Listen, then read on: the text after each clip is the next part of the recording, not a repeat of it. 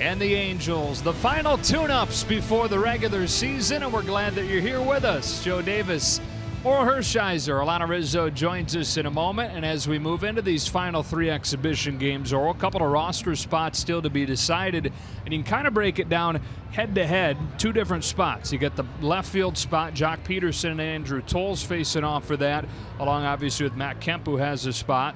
And then for the 25th man on the roster, it looks like Kyle Farmer and Trace Thompson. Yeah, you bring flexibility with Farmer with the catching ability, a couple infield positions. You bring inflexibility with Trace Thompson because he's out of options. You lose some depth if he doesn't make the team.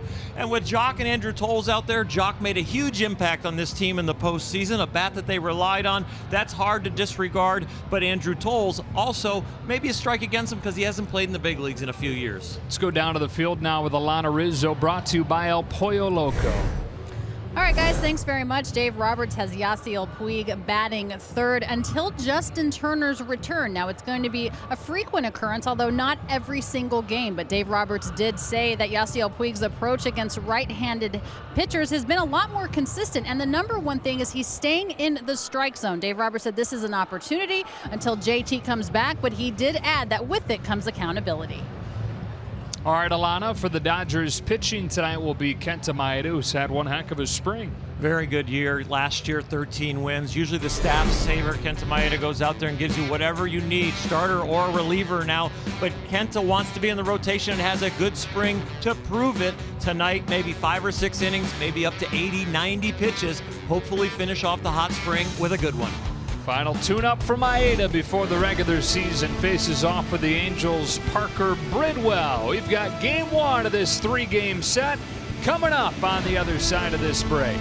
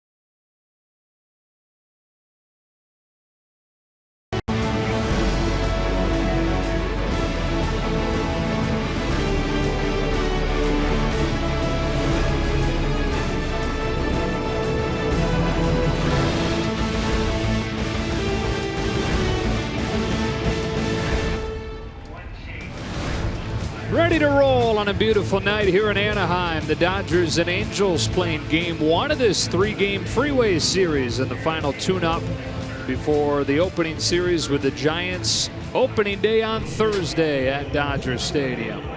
Take a look at the lineup for the Dodgers tonight. Chris Taylor set to lead things off. Then it'll be Corey Seager. And as Alana talked about off at the top, Yasiel Puig getting the first crack at that number 3 spot. Justin Turner's absence. Cody Bellinger bats cleanup. Matt Kemp does the DH and hits 5th. Then it's Grandal catching. In left field, Jock Peterson, Logan Forsythe starting for Turner at 3rd. And Kike Hernandez with a trickle down of Forsythe moving over to 3rd. Starts at 2nd. They face off with a right-hander, Parker Bridwell, who's 26 years old out of Hereford, Texas, and who is headed for AAA after a rough spring. A tough spring for him. Location, getting the ball up, a lot of fly balls. He really has got to concentrate on keeping the ball down. Off we go with a fastball that is down at the bottom of the zone for a strike on Taylor. And Bridwell's given up 17 runs in 19 innings this spring. A guy who was a nice find for them last season, was acquired in a trade from Baltimore and then went on to win 10 games out of 20 starts. So had high hopes for him and still do, but he'll open the year in Salt Lake City. 1-2 on Taylor.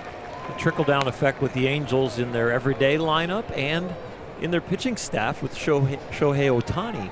So starters all of a sudden move down a notch. Everyday players or DHs move down a notch. We'll see how it all plays out as Ohtani is part of this everyday club. He pitched yesterday in Arizona in the backfield, and so getting the day off today, at least out of the starting lineup. The plan is for him tentatively right now to start game 3 of the regular season as far as a pitcher, and then we'll see still how it's all going to shake out as far as his starts in the lineup.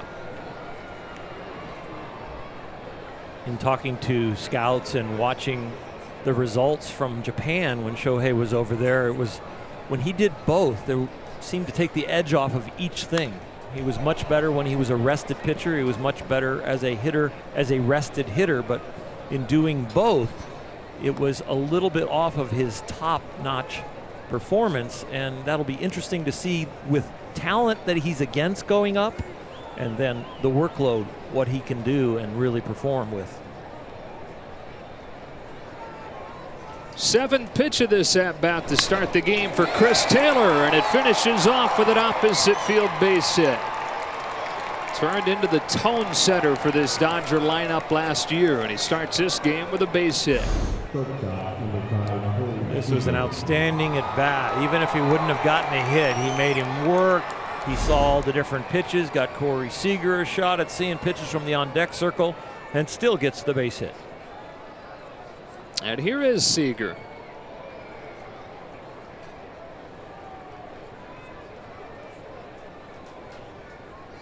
About a month short of his 24th birthday, entering his 3rd full major league season. And looking at a strike. Everything on schedule for him with that elbow. It was a slow ramp up this spring. His throwing program was limited this offseason. They elected to try and rehab that elbow as opposed to cutting into it. After he really struggled with pain in that elbow down the stretch last year. 0-2. And everybody thinks with a throwing elbow that it only affects your throwing, but it can affect your BP and then bleed into the game as far as your swing. The number one thing you start to lose is not only performance, but practice reps.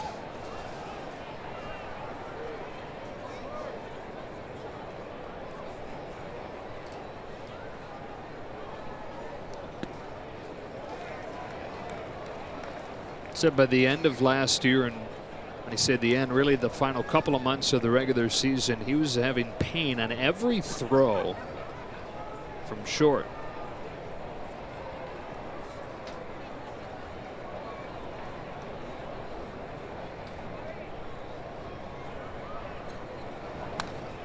So he didn't really even throw until January this offseason. Rested it for as long as he could, rehabbed it, and a lot of the rehab was shoulder exercises.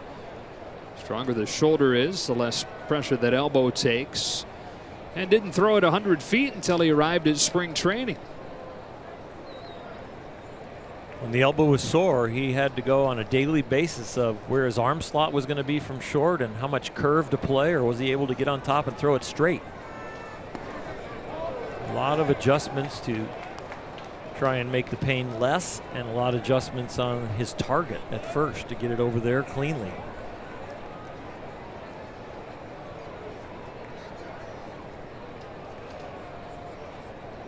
Dodgers making Parker Bridwell work in this first inning. Out of the stretch with a 2-2, and Seegers worked it full.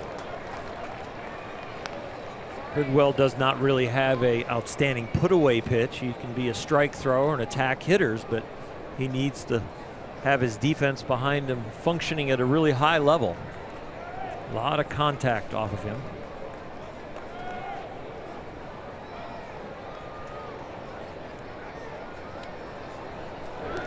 The Angels figure that that'll be a nice equation with this team this year, with as good as they expect the defense to be.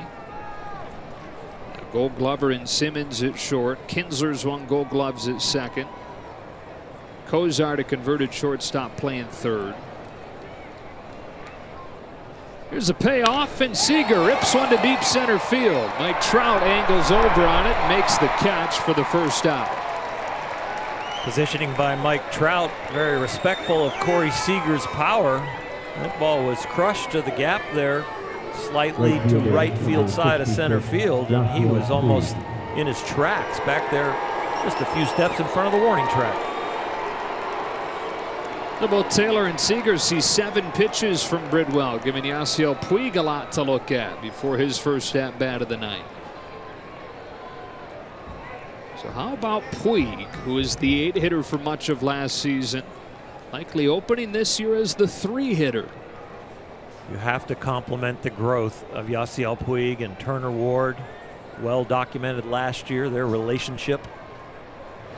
The hitting coach doing an outstanding job with Yasiel, not only with the hitting mechanics, but the mindset of Yasiel Puig in the batter's box.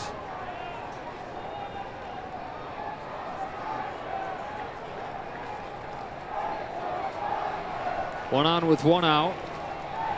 And 0-1. It's a little bit low, and the count evens up. And this spring has been pretty much just a steady continuation of what he was doing last year. We think of last year like a steady climb.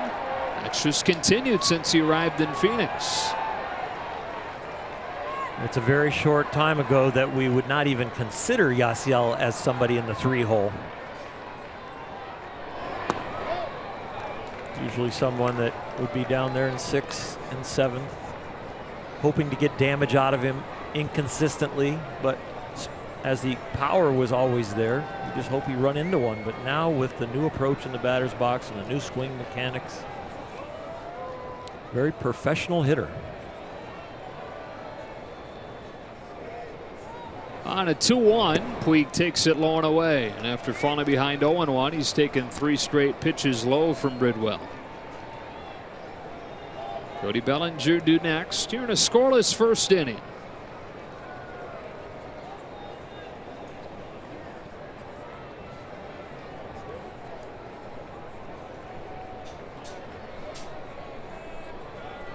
See if Puig gets one to drive on a 3-1. He hacks it foul, and the count's full. Staying within the strike zone, Yasiel Puig.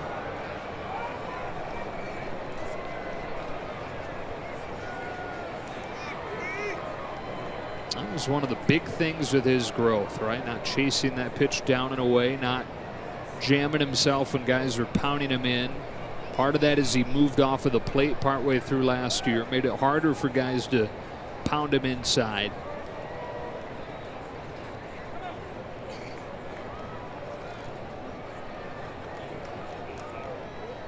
And then one of the big single moments was that game-winning home run in the first game of the second half in Miami. The Dodgers down to their final strike. Another payoff pitch, and he takes it away for ball 4. A good example right there, Joe, of the discipline from Yasiel Puig. Runner going 3-2 count. Not a borderline pitch, but one in the past we've seen Yasiel offer at. But he almost takes it out of hand.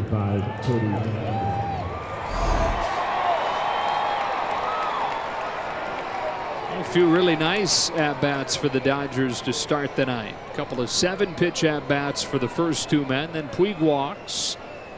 And 2 on with 1 out for Cody Bellinger.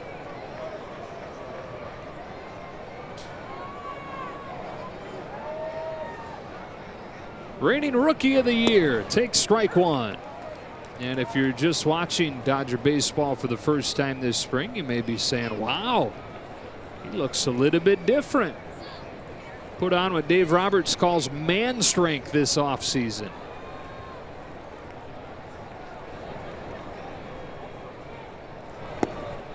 Oh, 0-2. Throw down to second. Taylor's in safe.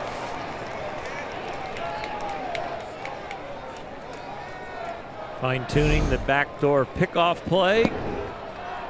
Everything you work on in spring training. I know we're here in Anaheim in a big league park, but they are still trying to make sure they have everything down. They might even be testing their in-season signs.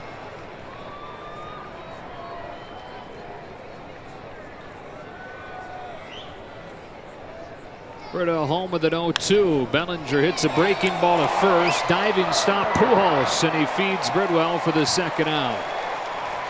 Albert Pujols will be playing more in the field this year, and he flashes a nice play there. Never really been a rangy first baseman, and as he has aged and become the DH, now with Ohtani here again, the trickle-down effect that Albert will be in the field more. We'll see how his lower half holds up with the health of his legs. That's a little bit of pounding that he wouldn't take if he was the DH. 2 on with 2 out for Matt Kemp. And this has been one of the lead stories of the spring in Dodgers camp. Going for Matt Kemp getting acquired, to Matt Kemp actually still being with the team when spring training started, to now Matt Kemp being an opening day starter most likely. He takes ball 1. Tip of the hat to Matt, coming in great shape, buying into George Lumbar and the outfield instruction to get as good as possible in left field. Working hard every day on track and fly balls.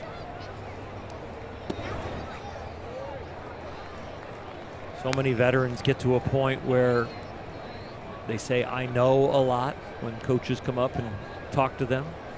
So many think that they deserve a little bit of a break maybe in spring training to kind of rest up for the season, but Matt has been working like he's a youngster.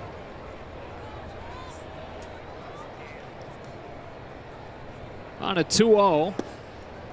Takes just low and away for ball 3. He's 33 years old now. And this would be his 13th major league season.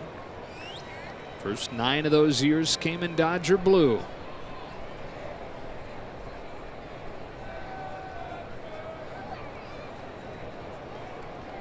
With first base open, let's see if Bridwell tries to battle back from a 3-0 count. He grooves one, and it's smashed to short, where Simmons picks it up and retires the side.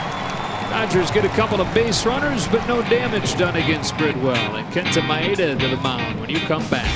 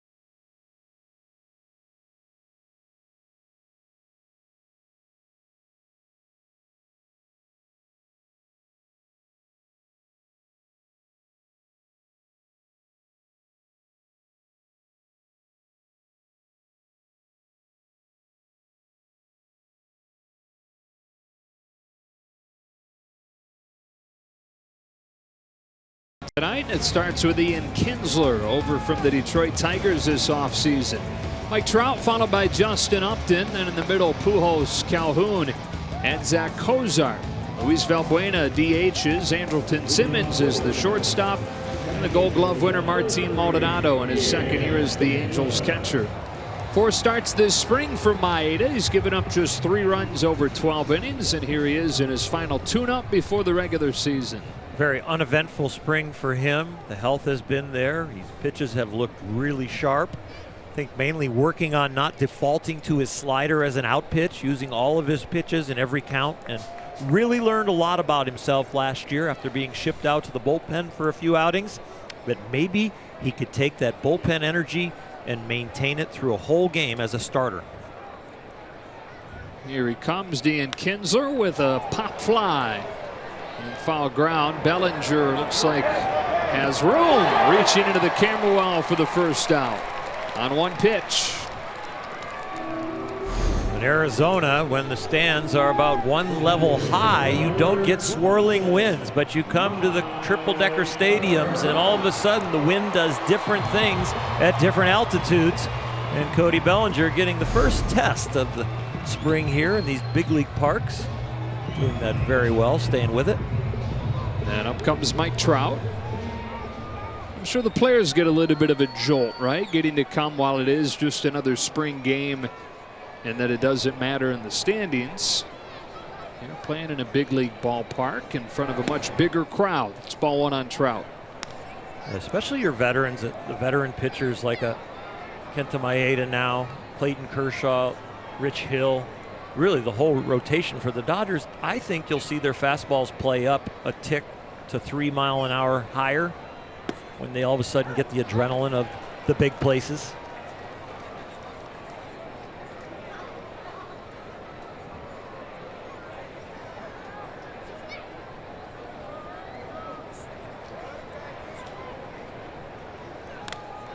One ball, 2 strikes. You mentioned adrenaline. You mentioned Maeda trying to channel what he learned in that move to the bullpen last year. He said early on this spring that he's trying to remember reliever Kenta and what that felt like, trying to imitate the aggressiveness that he had instead of being a guy that admittedly, and these are his words, paces himself to last deeper into games when he's a starter. It's home with a 1-2, and he buries it. 2 balls, 2 strikes. Not only aggressiveness with every pitch, but he was even more aggressive in the strike zone, especially with his fastball. You know, he was never afraid to throw the slider for a strike, behind in the count, even the count, put away pitch. And that seemed to be the pitch no matter what. Reliever, starter, any portion of the game that he had the most confidence in. Now it seems to be bleeding into all the pitches.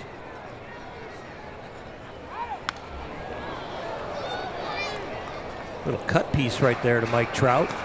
Looked like a 4-seamer away that was going to be on the corner. By the time Mike decided to swing and make a little contact with the foul ball, that ball darted off the edge of the plate. Something that he added mid-season last year.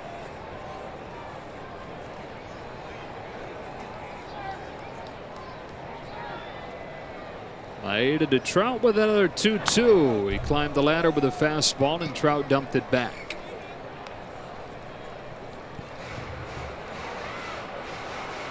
Mike Trout, 26 years old in his 8th season now. 8th season for Mike Trout. Been an all-star 6 times every year that he's been a full-time player. Twice an MVP. On a 2-2 pitch.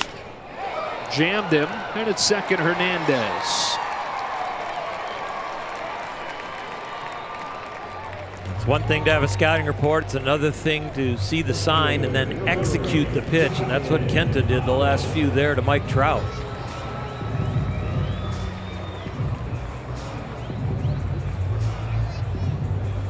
With 2 gone, here's Justin Upton. Upton came over last season in late August and put up really good numbers. And following the year, opted out of his current deal, signed the new one to stay with the Angels. 5 years through 2022. And Upton, the experience that he had in his final month last season, were a big part of the reason they were able to entice Ian Kinsler to come to the Angels.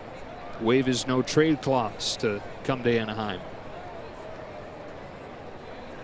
Those two had been teammates in Detroit, good buddies there. Certainly a different looking lineup than the Dodgers saw midseason last year when these teams played.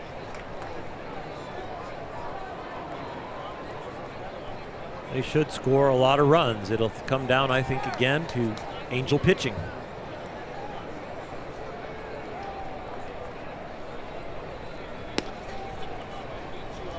They were decimated by injuries in the rotation last year, weren't they? I think almost everybody in the rotation other than Ohtani is coming back from some kind of ailment or a shortened season. Even Ohtani, while it wasn't an Angel, he was hurt last year, dealt with an ankle.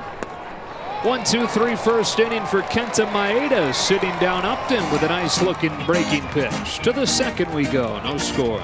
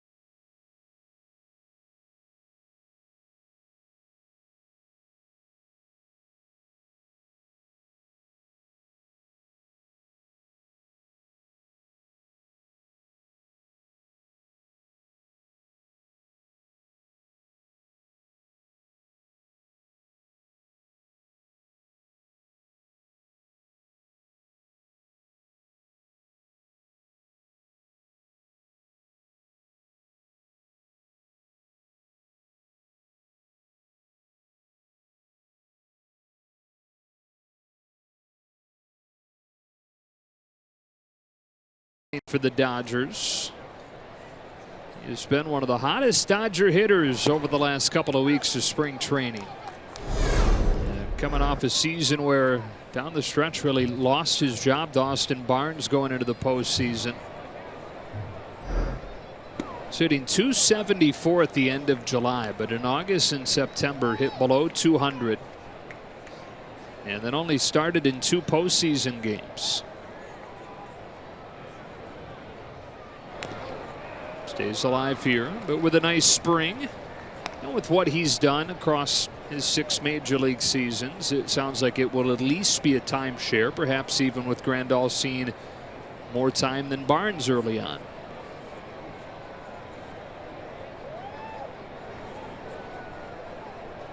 Parker Bridwell's 0-2 again. Grandal yanks a base hit through the middle. He's caught out front, but got a piece of it. And starts the second with a single. Everybody needs a little inspiration. Is it Kenta Maeda going to the bullpen and finding out something different about himself? Is it Yasmani Grandal spending a winter anticipating maybe losing his full-time job? Well, he came into spring with a lot of focus and now an awful lot of production. And here's one of the guys in those roster battles we're talking about for the final 2 spots on the Dodger roster, it appears. Jock Peterson against Andrew Tolles for one of the left field positions.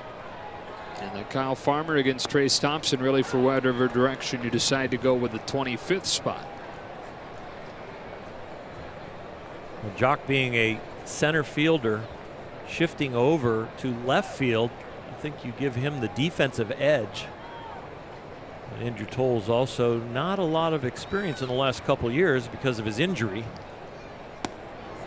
And Jock really coming on at the end of last season and really contributing in the playoffs and the World Series. It'll be an interesting equation to see how the results come in.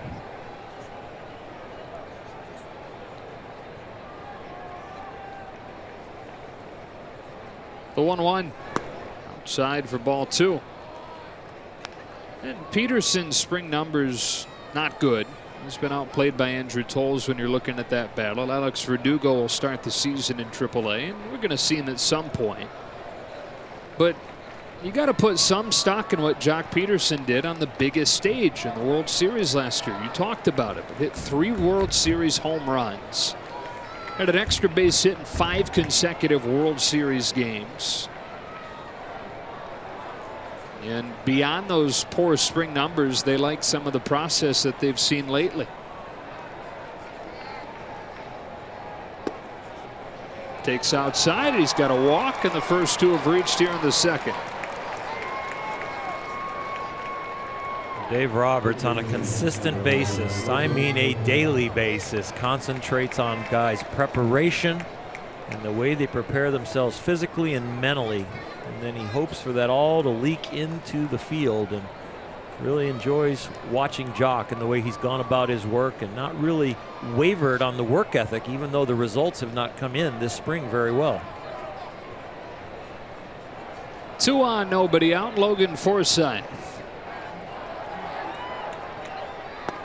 It was going to be the opening day 3rd baseman for the Dodgers. The trickle down of the Justin Turner injury. How nice is it? How nice is it to have a guy like Logan Forsythe that you can move to 3rd and be that confident with how good he'll be defensively?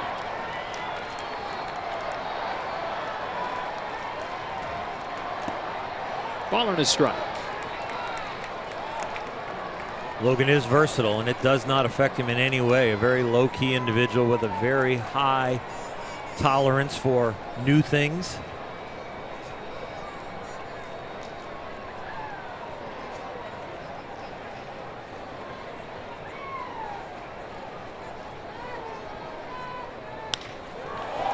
It's a fly ball to center field where Mike Trout waits. And the runners will hold. 1 out.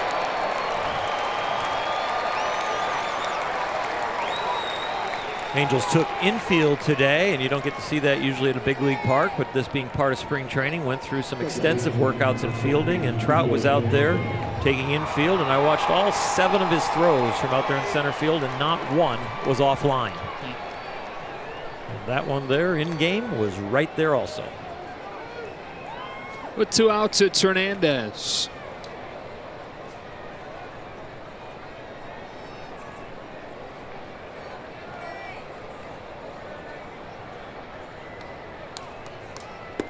Kike was going to have a role on this roster just with his versatility, but what the Turner injury does for him, and that Logan Forsythe moves from 2nd to 3rd, it opens up close to an everyday role for Hernandez at 2nd. Like everybody really excited to see what Kike Hernandez can do with a little bit of leash finally. Able to lay off. 1 ball and 1 strike. Some guys have very subtle changes in their game as they become more experienced at the big league level. I think we saw very drastic changes from Yasiel Puig and his maturity. I think we're seeing that with Jock Peterson, and I think Kike Hernandez is going to be another one that, as you watch the game and see his approach, there is again now a more professional approach to what he's doing and a consistency. 1st and 2nd with 1 out, and he takes this one upstairs to move ahead in the count. 2-1. And people raving about his work ethic behind the scenes last year, even when he wasn't playing every day, and a notch above even that this spring.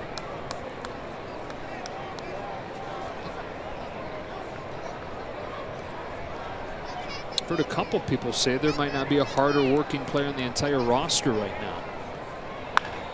Hard hit but foul, and it's 2-2. And that is quite a compliment, because you have probably 95% of this roster that works at a very elite level. And then for those comments to kind of infiltrate when you're talking about Kike Hernandez, that again, just like Yasiel Puig hitting third tonight, looking like he's going to have an opportunity to hit there with the Justin Turner injury. You didn't think about Kike being at the top of that list, like Yasiel hitting third. Just misses off of the outside, full count. Bridwell has had a hard time getting any strikes out there. But umpire Alfonso Marquez so far. The Dodgers are this disciplined in the regular season, as they have shown in their approaches here tonight. They have a good read on what is a strike and what is a ball. Here's a 3-2, and Hernandez will see another. Hernandez the last couple of years has pretty much been used as a platoon player, seeing only at-bats against left-handed pitching. He talked about this spring how he thinks he's deserving of an opportunity against right-handers as well, and cited the fact that he was a better hitter against righties than he was against lefties in the minors. He's going to get close to that opportunity now with the injury to Turner, at least to open the season. And he admitted that it kind of became a mental thing, where once his role was diminished against right-handed pitching, anytime he had an opportunity against a righty, he put too much pressure on himself, tried to make a statement in each at-bat, and it snowballed on him.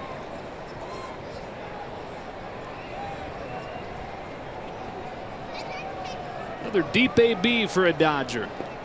He swings and misses on a breaking ball for strike 3. He was definitely in swing mode, and Bridwell noticed that, of course, going with strikes, but this one got him to fish on it. Even the fastball was being pulled foul down the third baseline, so the opportunity to get a hitter out in front when they're showing you that's their timing is a little easier. Up to Taylor. The Dodgers have had their opportunities over these first 2 innings, but 0 for 4 with runners in scoring position. Against Parker Bridwell.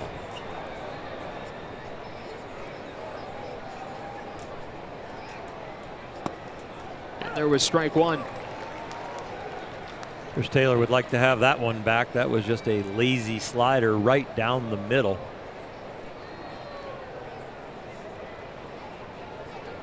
Might have overthunk it.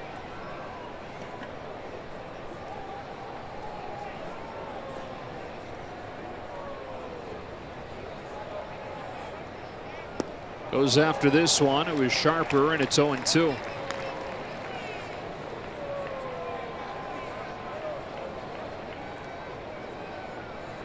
Saw 7 pitches in his first at-bat, singled to the opposite field. Here in the second, Grandal singled and Peterson walked, but they've stayed put. And now with 2 out, here comes an 0-2.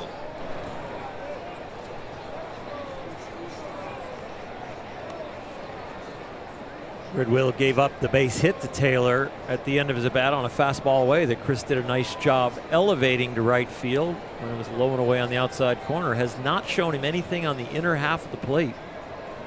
Here 1 and 2, I wouldn't be surprised if they go in there off the plate just to set something else up.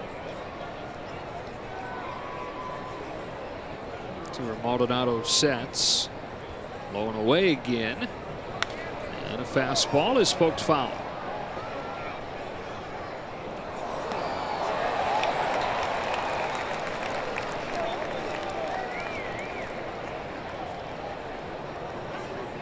Hitters will tell you when the outside corner becomes more the middle of the plate to their eye, when you need to go inside to show the other half of the plate. Chris seems to be very comfortable with the ball away.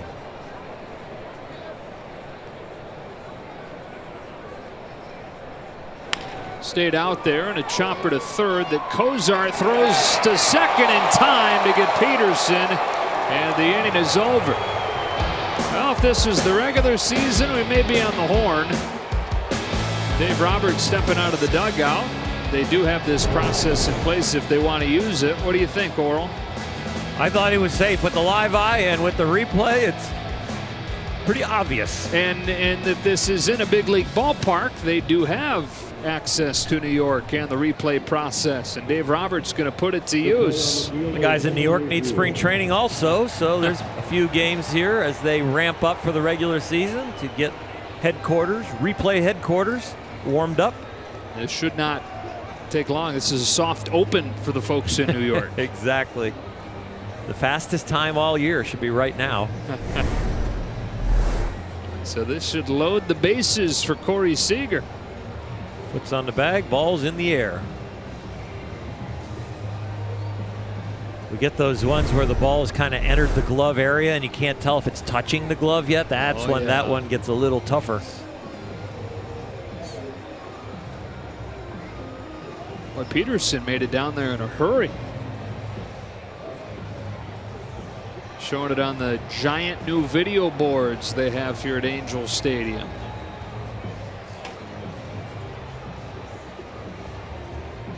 New right field wall as well. Dropped the wall height from 18 feet down to 8 feet. Here's your verdict. He is safe. Nice contingent of Dodger fans here in Anaheim as they showed the replay up on the big board. There was a cheer.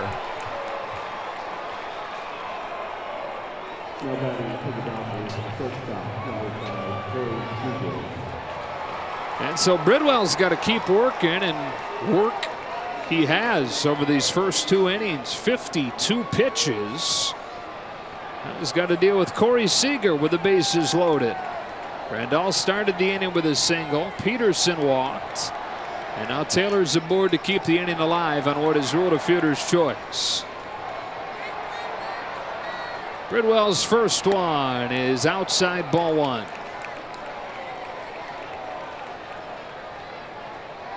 "27 pitches in the first inning. This would be the 27th pitch of the second. Somehow there's still no damage. 2-0.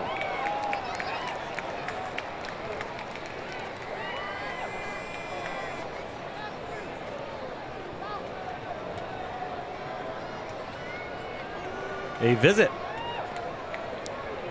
We'll get 6 of these during the regular season. Help speed up play. Mike Scioscia, the manager of the Angels, at times when he'd come to the mound an awful lot, I nicknamed him Mike Sociable. I got this, Mike. He was always in charge of the game calling and your emotions out there on the mound, but there were a few games where I thought I still was okay. He could have stayed there back behind the plate. Never really showed him up when he came out there, but might have said a few things to him that nobody else could hear. I mean, it beats having a bad guy back there, jerk, right? No, he was an amazing game caller, amazing manager of your emotions in the game. That's why he's such an outstanding manager. 2-0 to Seager. Ball 3.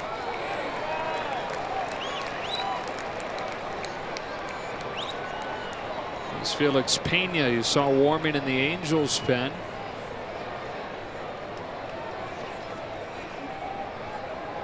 Bridwell in trouble here as 3-0 is dribbled along the line, foul.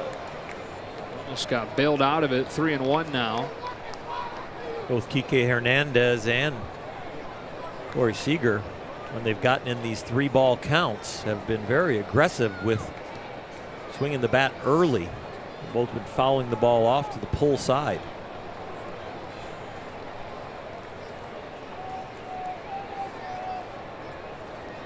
Bases loaded, 2 gone in the second. Bridwell to Seager with a 3-1, and Seager hits a high drive the other way. Back on it goes Upton to the edge of the warning track with room. Somehow Parker Bridwell's thrown 56 pitches through 2 innings and not given up a run. To the bottom of the second, no score.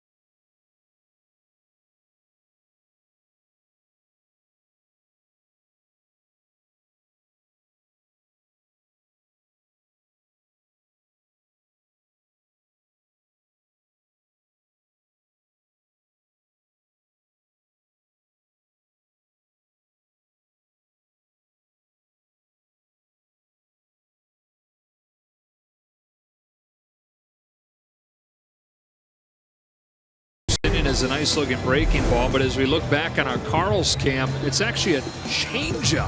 So many ways to see the ex-reliever Kenta Maeda grow into his starting role again, and the changeup is no longer a rest pitch. He was very aggressive with the arm speed right there. He did not rest. Comes at Albert Pujols with a fastball that misses, 1-0. The movement on that changeup reminded me a little bit of Zach Greinke's. The way he really goes after his changeup and creates that movement.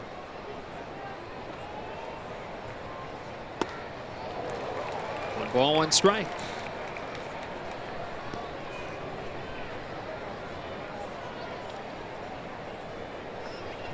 Kenta Maeda 29. He'll turn 30 in a couple of weeks. Entering his third year with the Dodgers. That is rifled foul, and it's 1-2.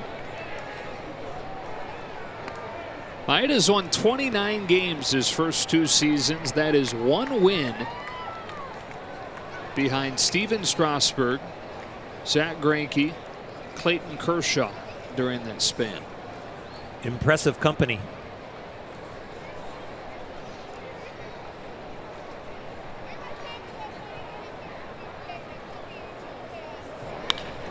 Pujols digs it out and serves a base hit into left. The man can still hit. He's got a leadoff single here in the second. First base runner against Maeda. The commitment was early, but the stability and his balance allowed him to find that solid contact. Staying grounded over his legs, even though he was out front. It was a good swing. So the leadoff man on for Cole Calhoun.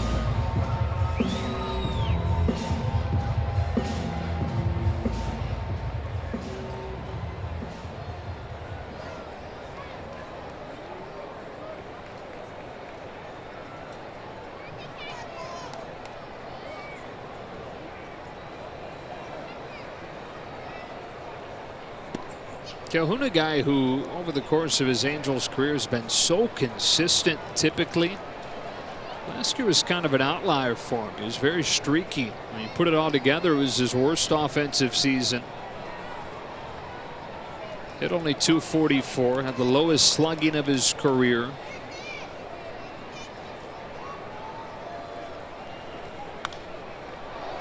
And now entering his 7th season in the majors, all of them with the Angels, the team that drafted him out of Arizona State.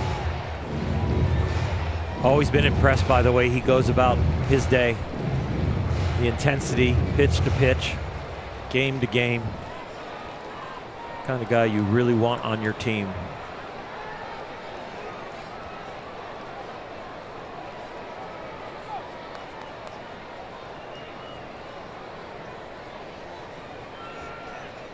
He's the son of a former professional bull rider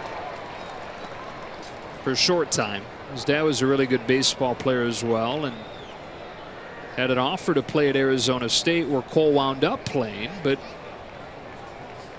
Greg Calhoun decided instead to go into the pro bull riding tour, and did that until Cole was born, and figured he better go get a little more stable job than bull riding.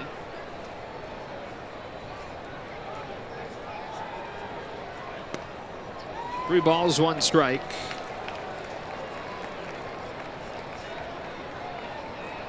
So he's worked several different jobs since then, a little more mainstream.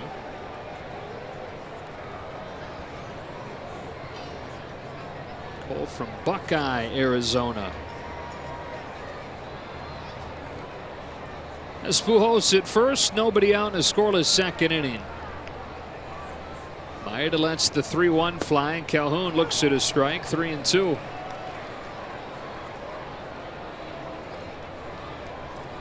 Played 3 sports at Buckeye High School. Was a baseball player, obviously, but he was an all-state football player as a quarterback. Also played soccer.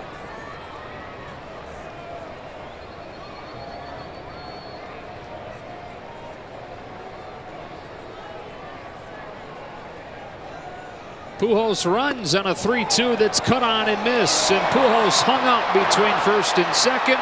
Bellinger tags him out, 2 away. Mike Scioscia always aggressive with his base runners in hitting counts where he can get somebody moving. And there with Albert having Cody Bellinger playing behind him, gets an aggressive lead, but in no way on a strikeout will Albert get to second base.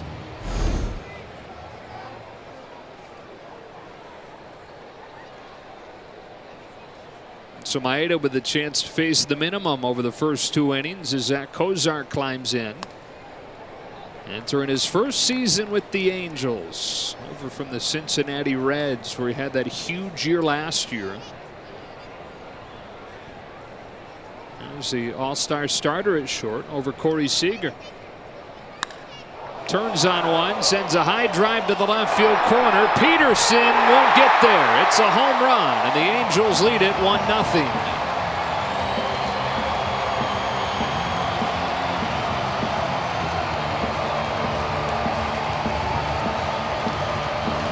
Something that he did 24 times for the Reds a season ago.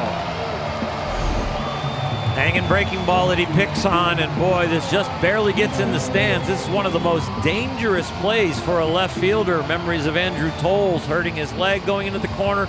Jock Peterson crashing into the wall to give it that final effort. Aren't you glad it's padded? Yeah.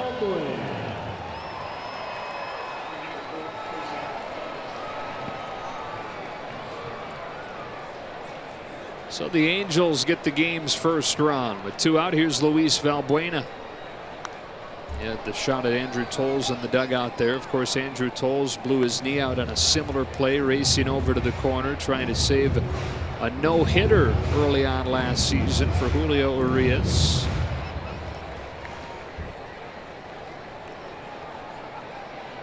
Fully healed. He's had a great spring, Tolles has. Other than 2.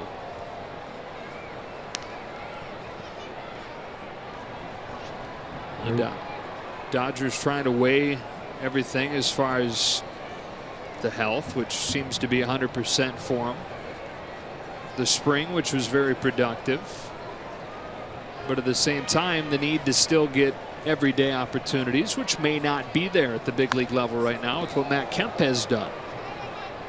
So we'll see what direction they go, whether it's Tolles or it's Peterson. Dodgers used 52 players last year, 26 pitchers, 26 regulars.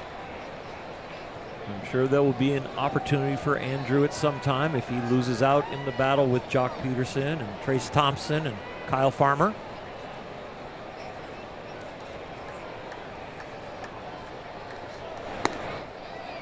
That's a good point. I mean, we tend to make a lot out of opening day rosters with all the pageantry there is around opening day.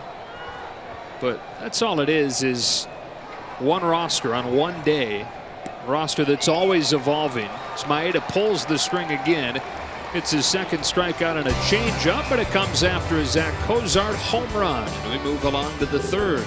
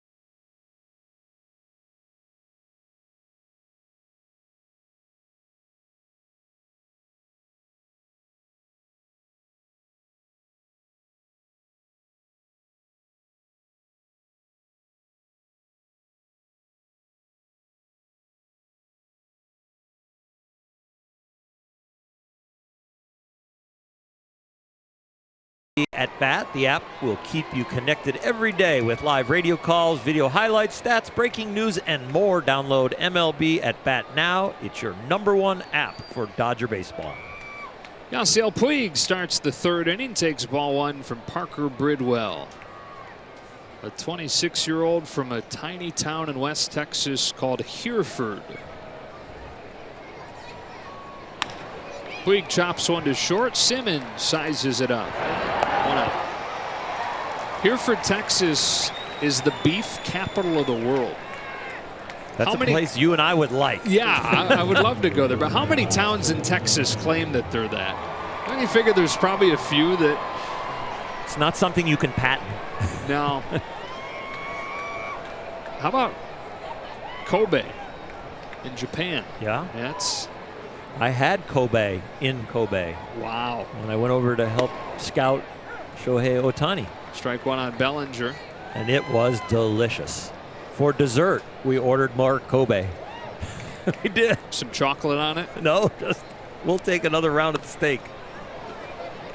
Here they're big into ribeyes in Hereford. It's also known as the town without a toothache.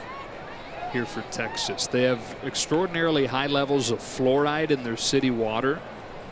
Fluoride used in products to help keep your teeth clean. Town without a toothache and the beef capital of the world. That's where he's from. If you're going to have all that beef, you got to have healthy teeth to get into it. Guess that's true. Wow. About 15 miles from the New Mexico border in West Texas. A little bit up. 2-2 on Bellinger. Did you post your grilling expertise yesterday when you served us that beef ribs that looked like Fred Flintstones? I didn't. No. You need to. They were gorgeous and they tasted great. Beef capital of the world's my backyard, Parker Bridwell. Sorry. Sorry, Hereford. You have given that green egg a workout. Yeah. It's retiring until November, though. Little cue shot in front of the plate. Maldonado throws Bellinger out. He's a three-sport athlete in Hereford. In fact, his first love was actually football. He was a star quarterback. Matt Kemp comes up with the bases empty and 2 out.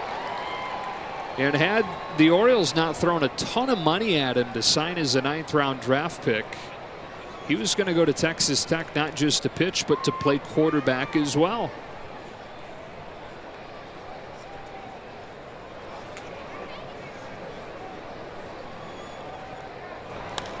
And not only was football his first love, but baseball is just something that he did at first to avoid boredom during the spring. It was football in the fall that he'd star at. He's the best athlete, so he played basketball and excelled in that, and then didn't have anything going on in the spring, so said he'd give baseball a try.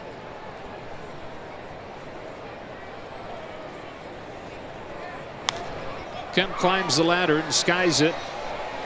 Behind the plate, it's Maldonado, and that's a 1-2-3 inning for Bridwell after he needed almost 30 pitches in each of the first 2 innings. 1-0 Angels to the bottom of the 3rd.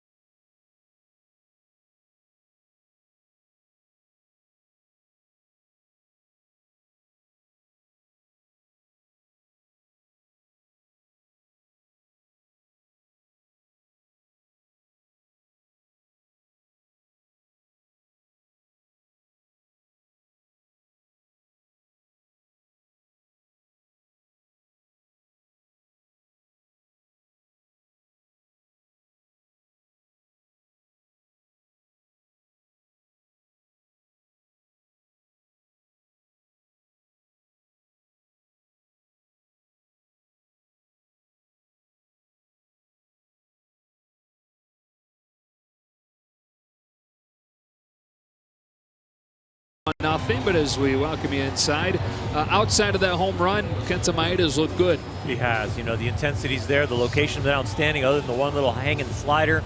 And I'll tell you what, it's really good for him to finish off this outing feeling good about his spring. You don't want to all of a sudden feel like you've lost something or you're not on that edge. You can build through spring training to the crescendo in this last outing, or you can just have a really good spring all the way through. Andrelton Simmons leads off this third and takes a strike. How about the big lefties spring? A 0.00 ERA for Clayton Kershaw. I'd say he's ready. I think so. For an 8th consecutive opening day start. Simmons hits one off with the glove of Maeda, who recovers, and the former Gold Glover in Japan makes it look easy for the first out. And instead of Kershaw, Bumgarner, like I know we were all looking forward to, with Bumgarner's broken hand, it'll be Ty Blach making the start. You figured it'd be Johnny Cueto, but Cueto lined up to start later in this series, and they don't want to throw him off his schedule to open the year. So Ty Blach, who's pitched well against the Dodgers in his short career, opposes Kershaw on opening day. Different plans in different camps on when you get your rotation in order. So they have been in that rhythm for a while. Didn't want to upset Cueto. And that's not emotionally, just as far as the rhythm of his workouts. Martin Maldonado hits the first pitch in the air and foul ground, and Yasmani Grandal will put it away just barely with a snow cone. 2 out. Again, that same wind configuration here now in the big stadium. You get it swirling. In Arizona, we had a tremendous amount of wind where guys would start tracking a ball and it's all in one direction because it never changed its path. But here, it's going to swirl on you and do different things. You've got to stay with it. Second time through the order. Here's Kinsler. Kenta Maeda, very efficient. Parker Bridwell through 3 innings has thrown 67 pitches. Maeda sitting at 33. One swing the difference. The 2-out home run from Cozart last inning.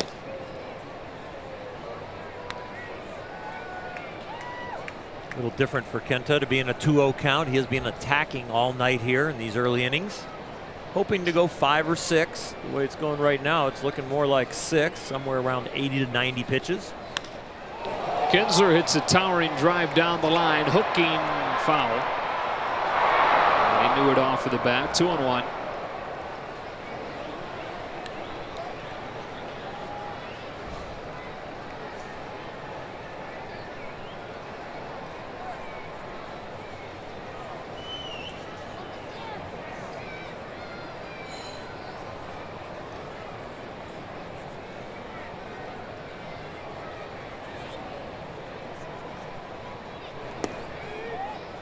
Three and 1.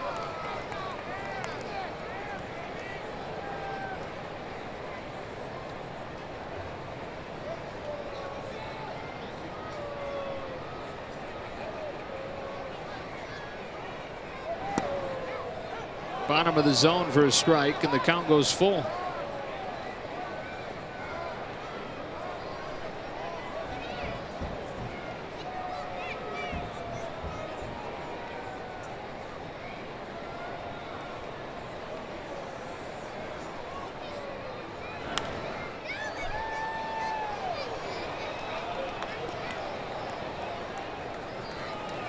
Kinsler, 35 years old and entering his 13th season in the majors. Acquired in a trade for a couple of minor leaguers. This is a 1-year thing. He's a free agent after the year. Angels trying to solve what was a black hole. Second base. They were the worst team in baseball offensively there last year. Little dribbler that moves Bellinger to his right. They were shifted across the diamond, and they're still able to get the out. Bellinger and Maeda both fantastic on that play. And Kenta with a smile Shows appreciation for Bellinger's range to his right. PFP paying off. Cody Bellinger will probably win a Gold Glove someday. Kenta Maeda won a few over in Japan, and they showed it off right there. Their abilities smooth to record the third out here in the third.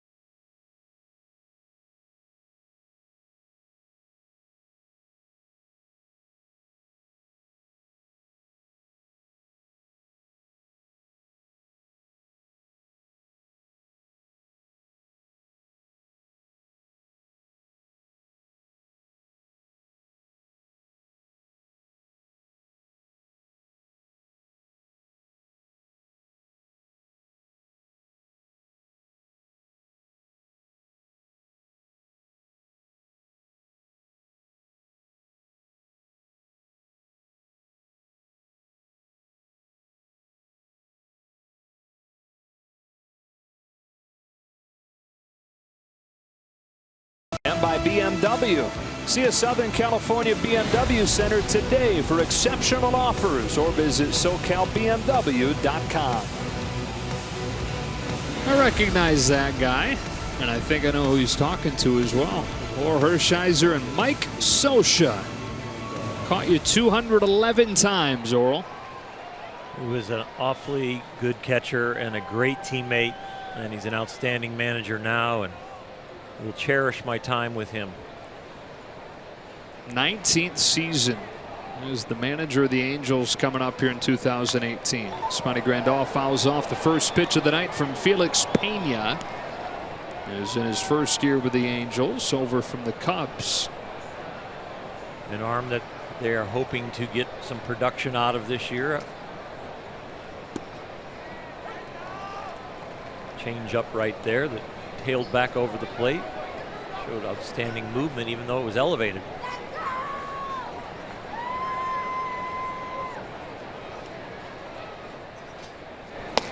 Oof. Whistles one high, 1-2. Sounded louder than, or sounded faster than what it felt like up here. Boy, it looked like he really did throw that one hard.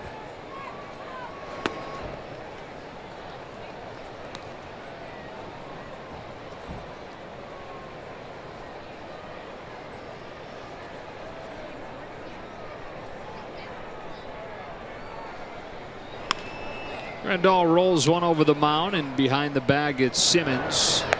One out. The 19 years for Scioscia. You know that's the 5th longest tenure for a manager with one team in baseball history. No, I did not know that, and it's very impressive. 2 of those with the Dodgers, Tommy Lasorda, Walter Alston, both more than 20 seasons. Bobby Cox had 21 years in a row with the Angels. The longest run as manager of one team is absolutely absurd. The great Connie Mack. Shock Peterson takes ball 1. He's the manager of the Philadelphia A's for 50 years in a row. Wow. He was 38 years old when he took over in 1901, and he managed until he was 87 in 1950. It sounds like you'd almost have to be part owner to do it that long. He was. That's what I thought.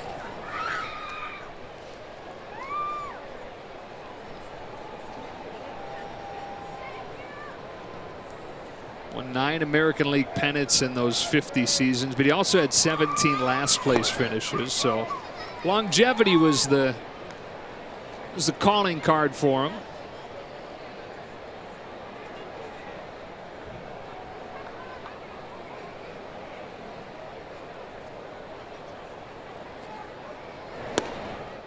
Misses in, and it's 3-1 on Peterson, who walked his first time.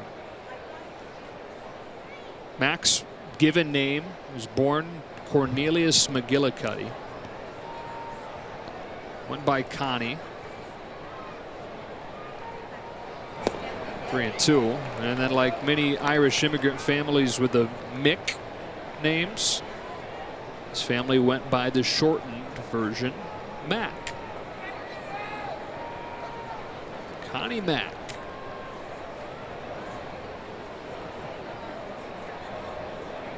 Pena with a payoff to Peterson. Strike 3.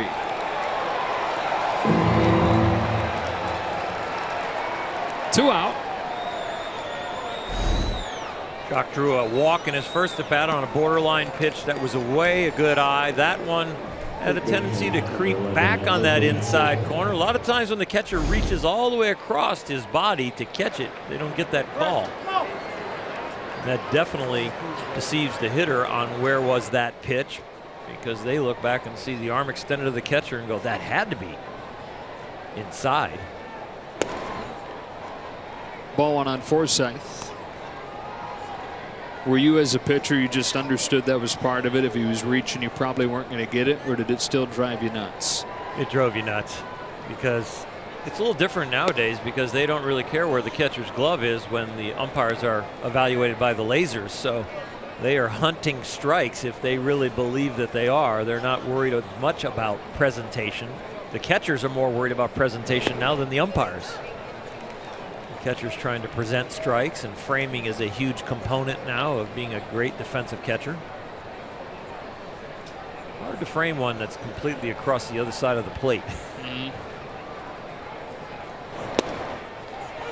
2-2. Boy, Pena really comes at you, doesn't he? Doesn't waste any time. That was a very good example. I'm not sure we'll have time with 2 strikes and 2 out, but how Maldonado caught that ball and presented it as a strike. We might just. We got a shot here, but it's a low and away pitch that he does not go down and reach at. He beats the ball to the spot and then elevates the glove as he catches it. So he makes it look like maybe it was a little higher than it actually was. If the glove is moving down towards that ball, it's going to look low. That's a big part of the reason why Martin Maldonado, in his first season as an everyday big leaguer, won a Gold Glove last year. He had been Jonathan Lucroy's backup in Milwaukee for about a half a decade, and then was traded over here and really blossomed. Forsythe cracks one to short. There's Simmons, and the Dodgers down quietly in the 4th. To the bottom of the 4th, 1-0 Anaheim.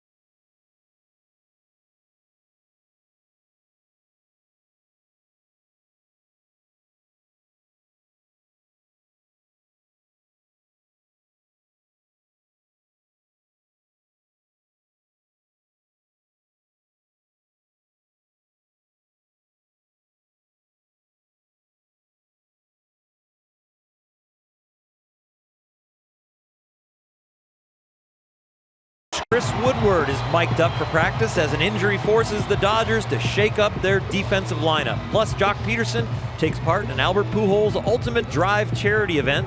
Don't miss Backstage Dodgers, presented by Cadillac, Friday after the postgame on Sportsnet LA. Mike Trout to lead off the fourth for the Angels. They lead 1-0 on a Zach Cozart home run. Kenta Maeda has been otherwise really good. Delivers strike one on Trout. When Billy Epler took over as the GM a couple of years ago, first thing he did was make a call to his two superstars, Albert Pujols and Mike Trout.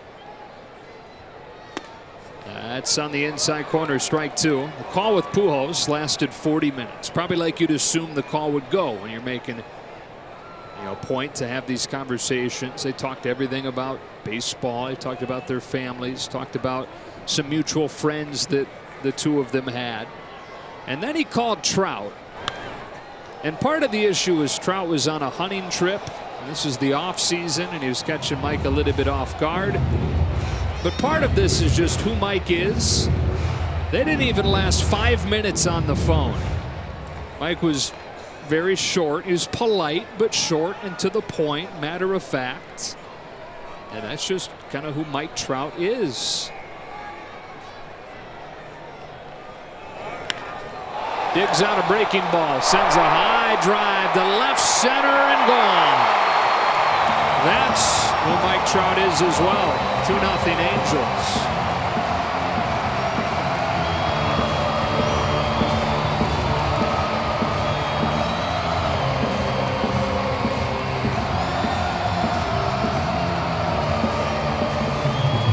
That swing exemplifies his strength. This is not a real bad pitch. He's just so strong all the way through the bat path, through the hitting area. There is strength throughout. Slightly out in front, digging that out, balanced and driving it out of here with his legs, really more than his bat. And the look on Maeda's face is, my gosh, he's a freak. Couple of solo home runs have the Angels in front 2-0, and now Justin Upton fouls one off, strike one.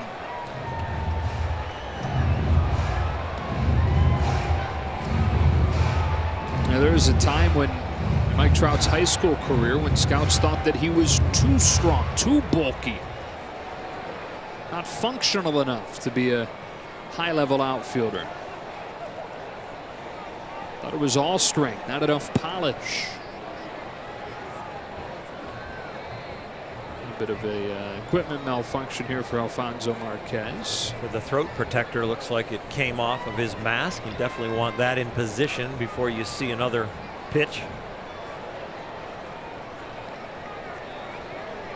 Great Dr. Bill Bueller, God rest his soul, invented the throat protector for Steve Yeager when he caught a bat to the Adam's apple. Catchers and umpires have long now protected that part of their body. It was molded plastic early on. A lot of times there's now a fixed piece of the mask like that. The metal is so light that they're using on those masks that adding more metal, whatever they're made of, it doesn't matter. In the day with Steve Yeager needing it, the mask was a lot heavier, and you wouldn't want to ask for more metal down there by your throat. They were looking for protection and the weight being right. Grandal's gone back and forth and using the old style mask, using, this is not really new anymore, but the hockey goalie style mask.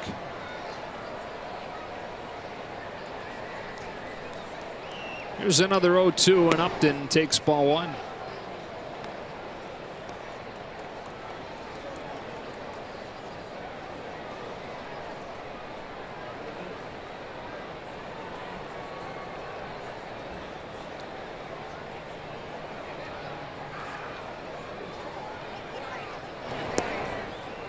Talked about people doubting some of Mike Trout's game when he was in high school. There wasn't much doubting of Justin Upton's. He was the first overall pick a decade ago now, more than a decade ago now, 2005 at a high school in Virginia.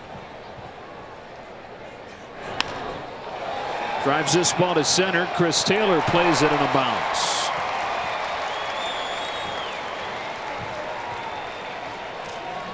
Now you're Kent Tamaya, you're looking to get the ball down, find a ground ball, a couple balls elevated there. Mike Trout's on a low pitch that he dug out, but right there to Upton, that ball was elevated and a mistake.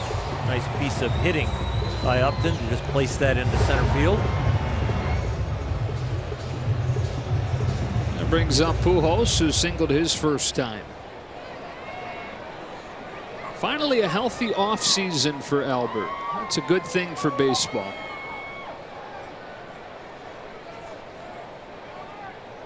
First time in years he hadn't had an off-season surgery, and that he was able to focus on training rather than rehabbing from a surgery or an injury.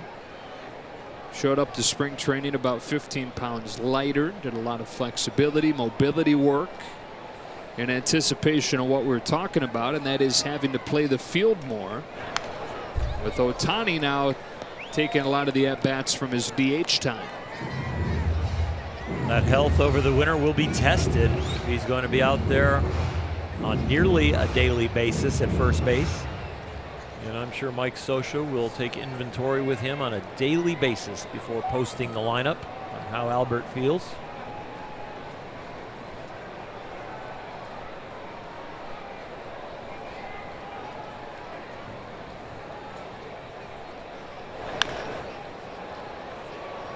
Hit 23 home runs last year, drove in 101, that led the team. And it was by far his worst year. It just goes to show you what kind of career Albert Pujols has had.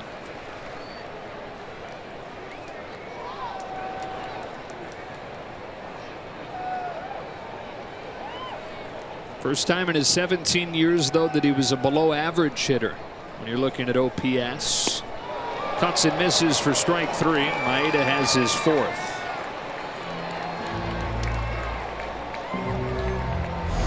Kenta getting back on the beam as far as recording outs right there with that breaking ball right on the edge. Albert did a nice job in the at bat before with a base hit to left on a breaking ball that was down that he was able to get enough on. That one he had to reach for. With one on and one out, here's Calhoun.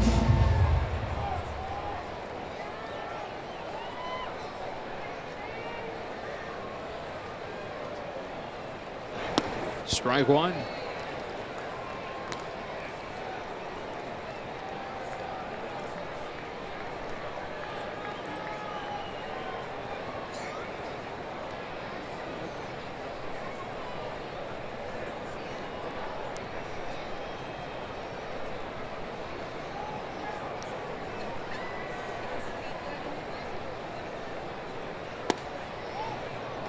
One and one.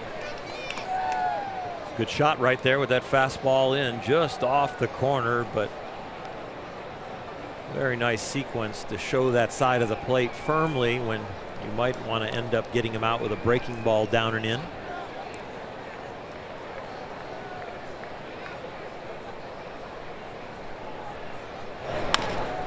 Tap back to Maeda. They get one at second. And a double play as Seager turns it on to Bellinger. A home run from Trout and a 2-0 lead for the Angels to the fifth.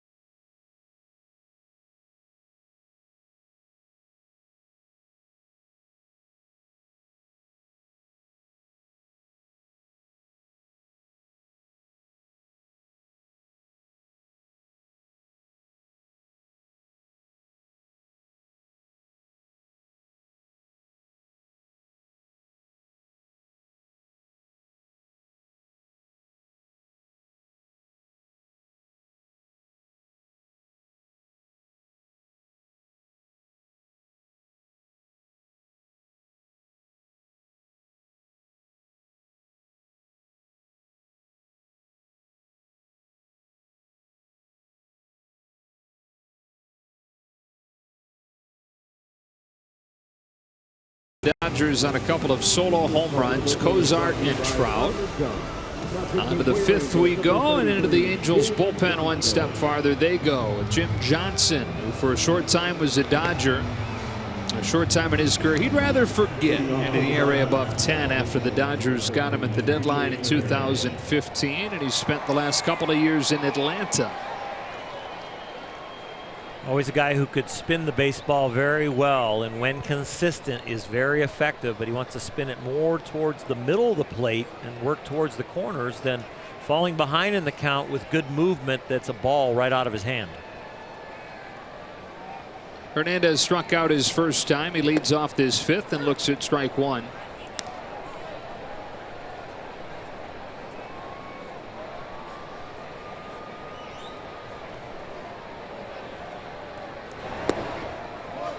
Ball and one strike.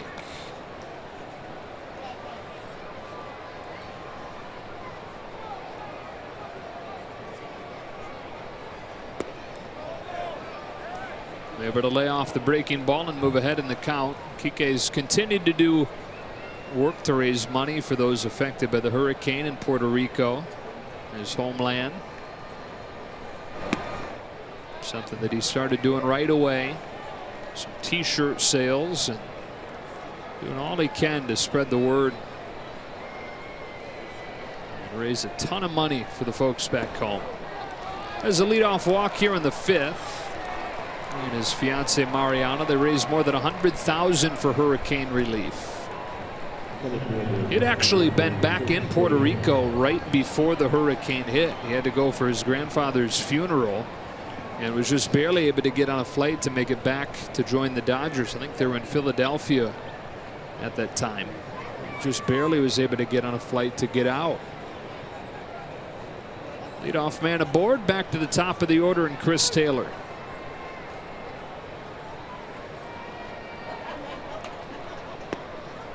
Strike one.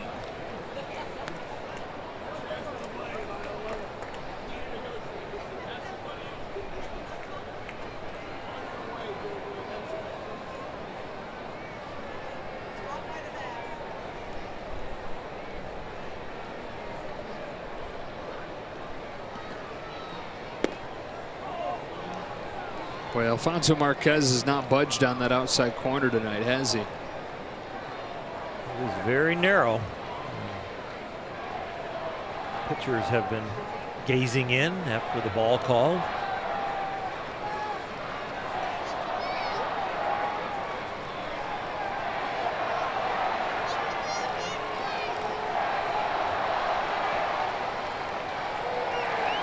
Kind of a home game for Marquez. He's from Orange County, went to Fullerton Union High School.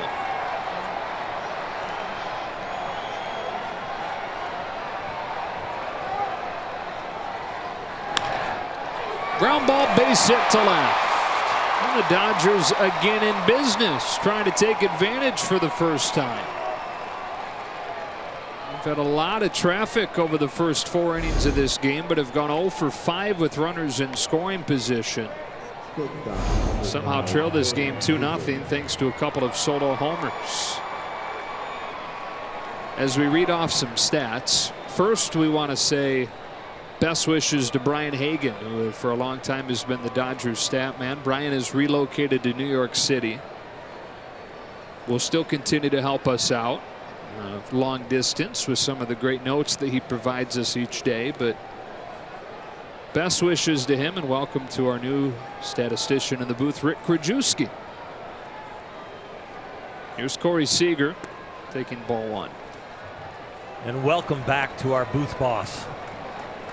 The man, the myth, the booth boss, Boyd Robertson. How many years is this now, Boyd? 30. 30 years. You're going to get a bobblehead. We should do one. Courtney Turner got one as a wedding gift from Justin. There's got to be someplace that we could get a lower production bobblehead. I don't mean a low production. There's the man. 30 years. How many with Vinny? He's doing the bobblehead thing. 28 with Vinny and now 2 with us. Seager cracks one off the end of the bat. That'll sink in front of Upton. Station to station they go. Boyd nods his head, bobbles his head as they load the bases with nobody out in the fifth. Just the mention of a Boyd Robertson bobblehead brings the Dodgers good fortune. This not hit well, but in a perfect place. And it's Puig with a nice opportunity here in the fifth. I don't know how our booth would function without Boyd Robertson, truthfully. At a much lower level. That's for sure. Level of the bobblehead you're proposing.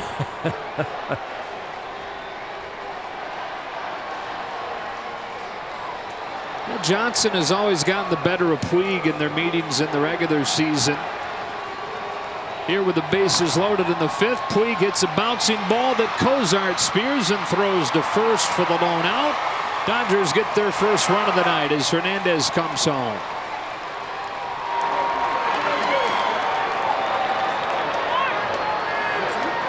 Dodgers 1 for 12 with runners in scoring position because Seager's hit blooped in but just loaded the bases.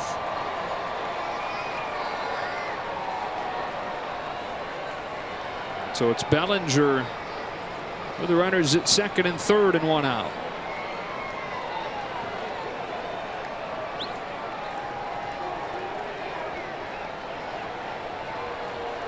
Number of ways to get it done here in a one-run game in the fifth. Bellinger takes ball one low. Spring training. Turner Ward barking out situations behind the cage as the guys take BP. One of the ones that he always talks about. Runner in scoring position, one out.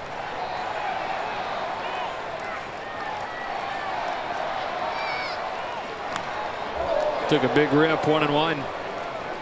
Cut down on his swing a little bit there just to make sure he got the run in from third. Not many spikes on the side of your shoes. It's a little slippery.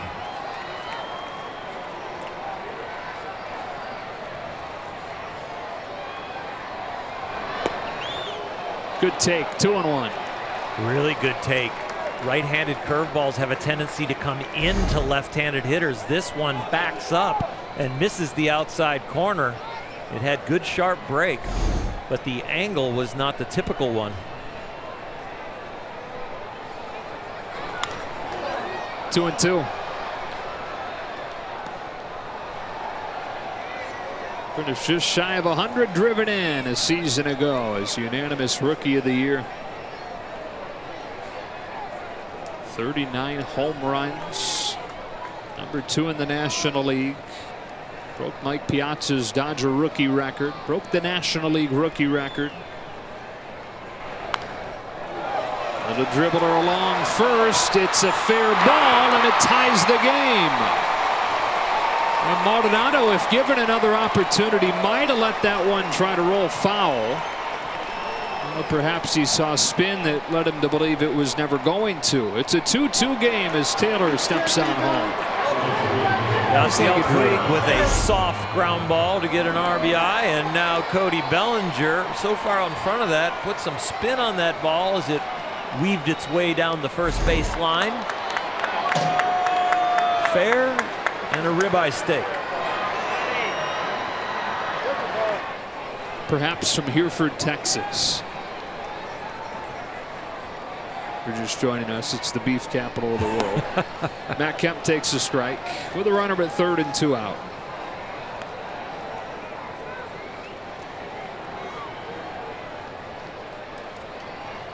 The Angels have their two runs on 2 home runs, and you mentioned the Dodgers getting their 2 runs off a couple of ground balls, a couple of ground ball outs.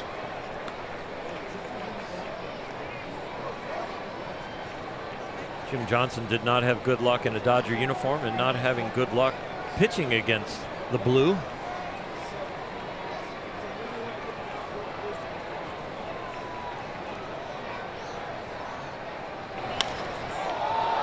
One and 2.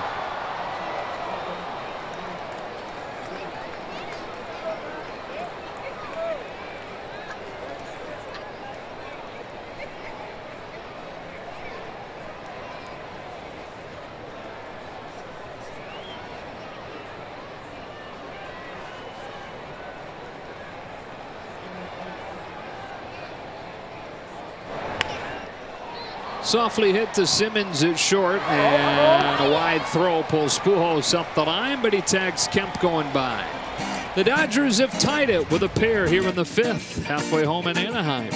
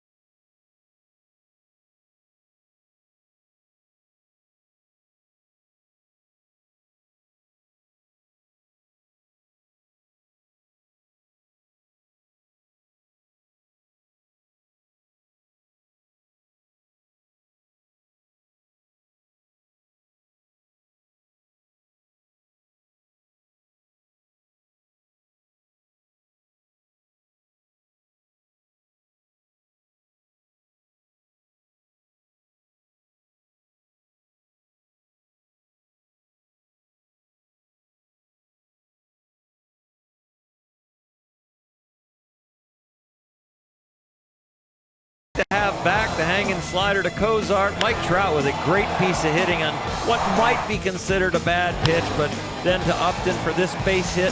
But 56 pitches, 41 strikes. It has really been a quality outing, and he is feeling good on the mound right now with the Dodgers climbing back in this 2-2.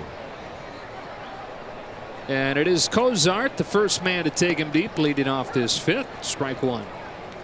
Cozart playing third for the first time in his life here with the Angels. Signed a 3-year contract, agreed to play the position. He's a shortstop by trade. And actually, the general manager, Billy Epler, had initially asked him if he'd be willing to move from shortstop to second. And he said, okay. Then called him again and said, hey, we got a chance to get Ian Kinsler. How do you feel about moving to third? On the ground to third. Logan Forsythe throws him out.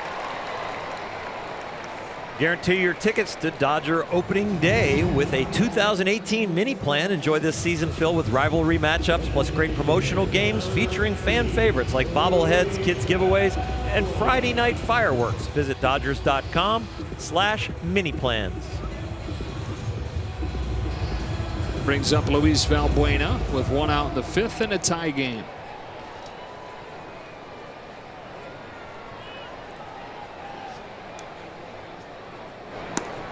That's ball one, just to wrap up that Cozart story. So, before he even plays a pitch at second base, they've moved him again. Although he hadn't at that point agreed to the contract officially, so he took some time to think about it. I mean, do I really want to make that move?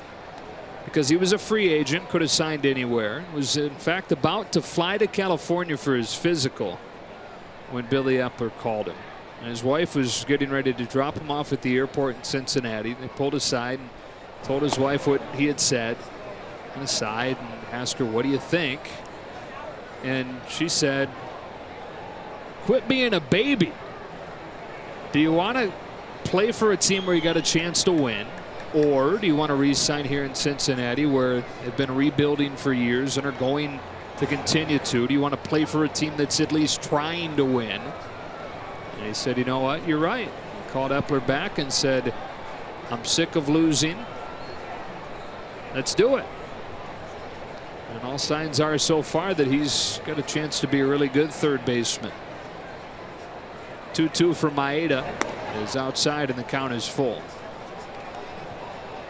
Many all-star shortstops have to move the next year. When the shortstop is Andrelton Simmons on the team you're going to, you're going to be moving. You know who else Andrelton Simmons did that to? Kenley Jansen, when they were young boys in Curacao. Maeda blows it by Valbuena for the second out of the inning. Nobody's moving Kenley anymore. One of the best relievers, if not the best closer in the game. Speaking of Simmons, here he comes. As good as Simmons was, even as a kid, as a shortstop, he was only 140 pounds when he was eligible to be drafted, or eligible to be signed, and nobody was really interested in him. He said at that point he could hardly hit it out of the infield. He was a spectacular fielder, but didn't have enough of a bat to draw much attention, and was so mediocre as a hitter that he was close to choosing soccer over baseball.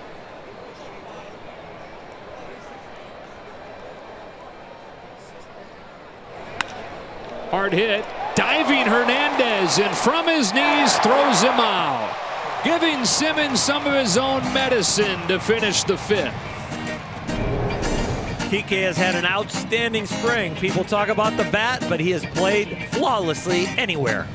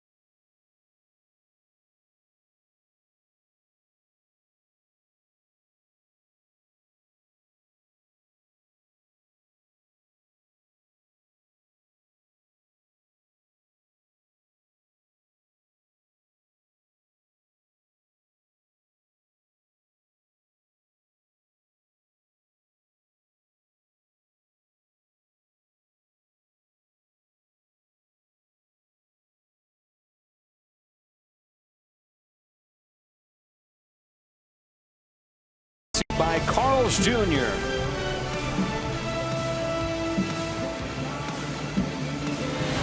Back here in Anaheim, the Dodgers and Angels are tied at 2 to the 6th inning in Game 1 of this Freeway Series, and there are not too many more exciting things early on this season than the prospect of seeing Kike Hernandez get an opportunity to be an everyday guy.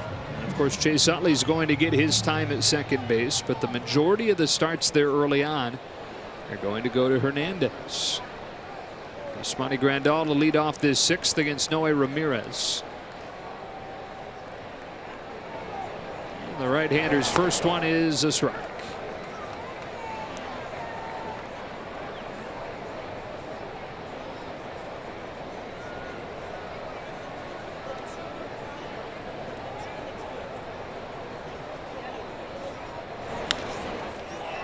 Serves it to left. Long way to go for Upton. Won't get there. And it trickles all the way to the corner.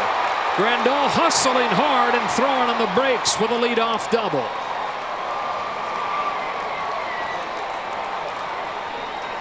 Angels are going to have an outstanding defense, but the place that they're a little short is the range at first base and the range in left field. This is a very hard ball to catch.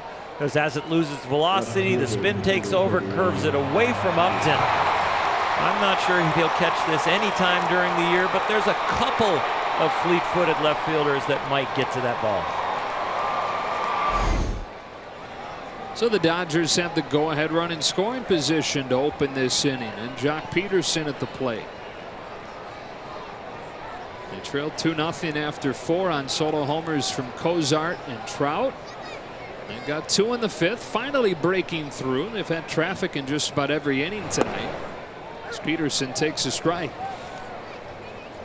That's the type of ball in left field in front of Upton there that will probably give Matt Kemp a little trouble. And in the position battle that Jock Peterson is in the roster, one of the things that's good about him is the ground he can cover in left field. If he doesn't start, he'd be a very good defensive replacement for Matt Kemp in the late innings. Andrew Tolles could check that box also in that category.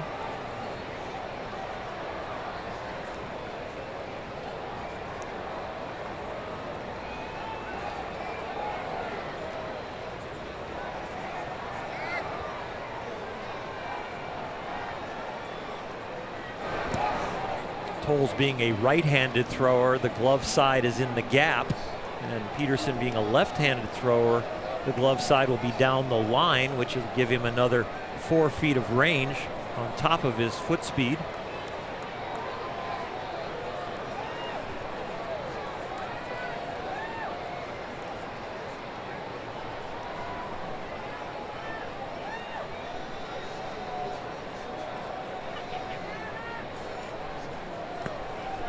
Two and two.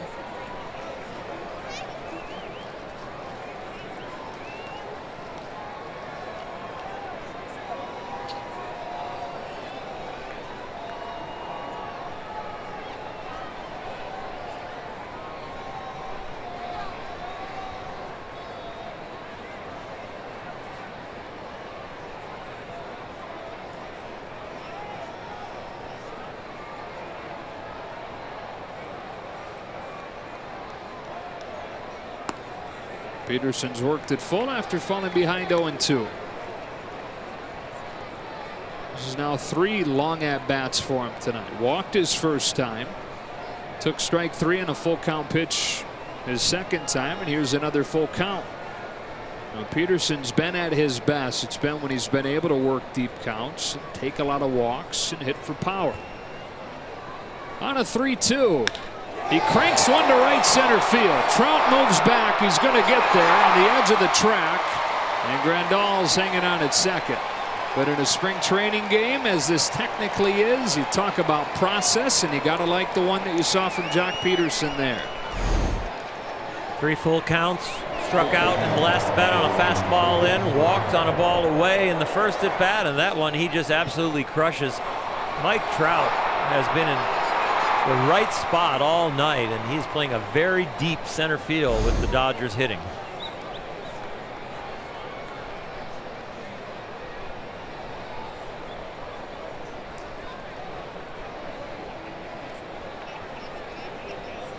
One gone for Forsythe and a tie game in the 6th. Logan 0 for 2 tonight with a fly out and a ground out.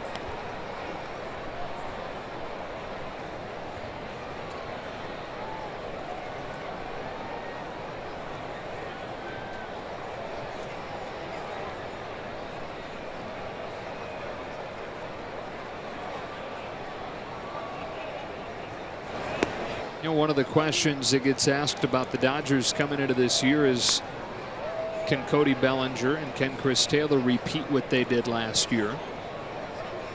But on the other side of that, you could be pretty confident Logan Forsythe is not going to repeat the down year he had last year. That was an outlier from what he's done since he became an everyday player.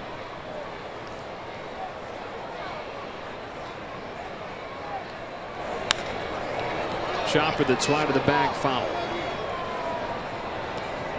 I don't know this as a fact, but a lot of times when guys that are consistent and productive, they have some aches and pains throughout that year when the outlier happens. And he did come back from an injury, and admitted slightly that it affected his hitting mechanics. And then other things can creep up. And all the everyday players deal with that as a hurdle to clear every year.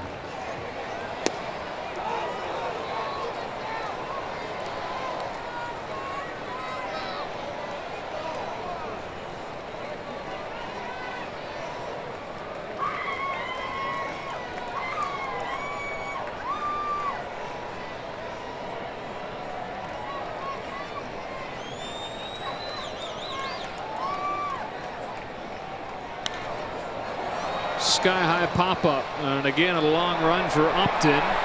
He's under this one. Forsythe the second out. The Dodgers, after getting a leadoff double, still have Grandal anchored to second. One hit with the man in scoring position for the Dodgers tonight, and that hit did not even drive in a run, just loaded the bases.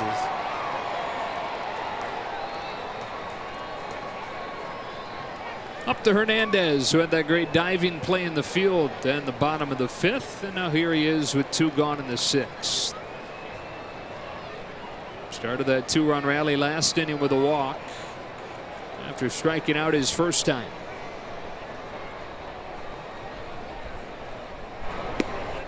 On the corner for a strike.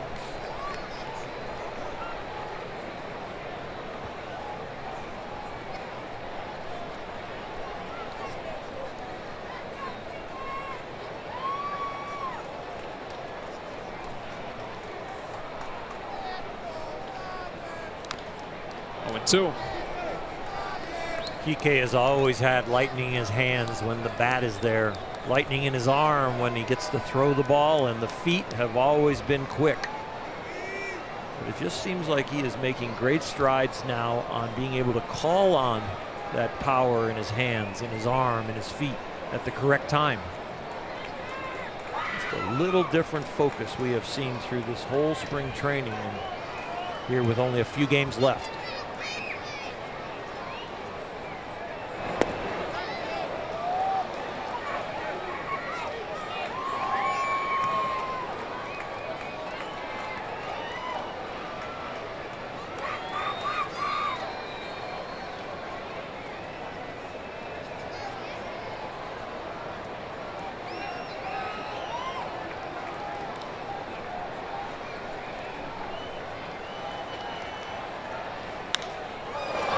Towering fly ball to left field. Upton settles under it, and the Dodgers waste a leadoff double here in the 6th inning, and it stays tied at 2.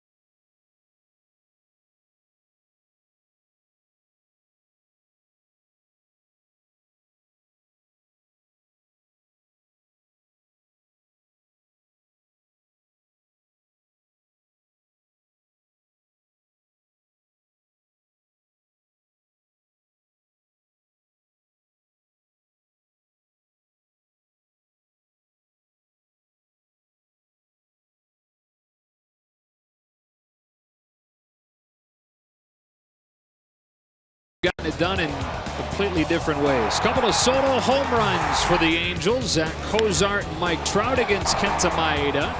And it was 2-0 after 4. But in the 5th, the Dodgers finally able to take advantage of the traffic that they've had in this game. A couple of ground outs brought home 2 runs for the Dodgers to tie it. Puig and Bellinger bringing home Hernandez and Taylor. That's where we are as we go to the bottom of the 6th.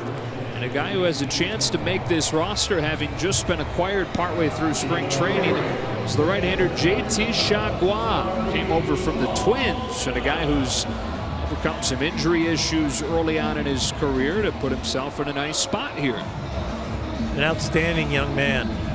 Very, very positive individual. Has been very coachable with Rick Honeycutt. Made some adjustments to his delivery that seem to be working out. 9-1-2 in the Angels order. Here's Martin Maldonado, and there's ball 1.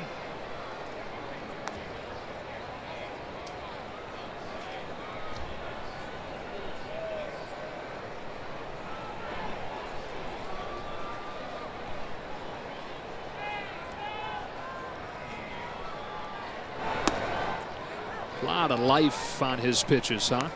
Yeah, he can really spin a baseball with the fastball. The breaking ball's a little shorter and tighter, but he's learned to really get down the hill, get closer to the hitter. So the relative velocity to the hitter's eye and reaction time is shorter. And you see that 2-seamer right there just bury. His pitches are best when they start in the middle of the plate and either go straight down with the fastball or a little bit of tail like this one. You see how it almost started on the outside corner and creeped all the way back to the inner half. Maldonado flies one to Puig and right. That's a pitch right there that JT will kick himself. You record the out, that's the result portion of the equation, but as a big leaguer and somebody who wants to be consistent and get a job up here for a long time, you have to evaluate execution, and that was not a well executed breaking ball.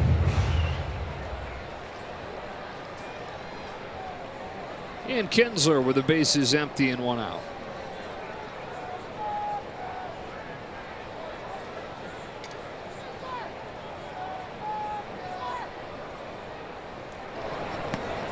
Gets away from Chargois, ball 1.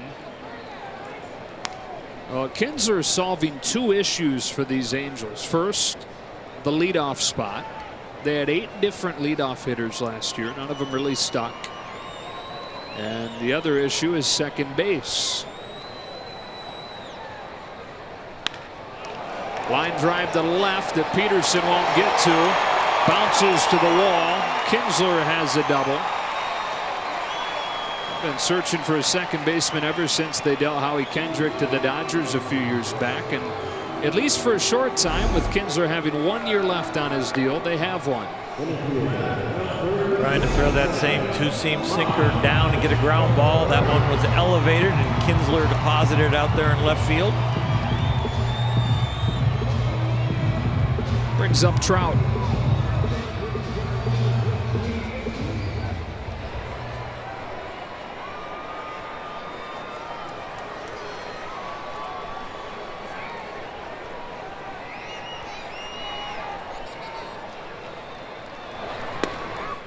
Strike 1.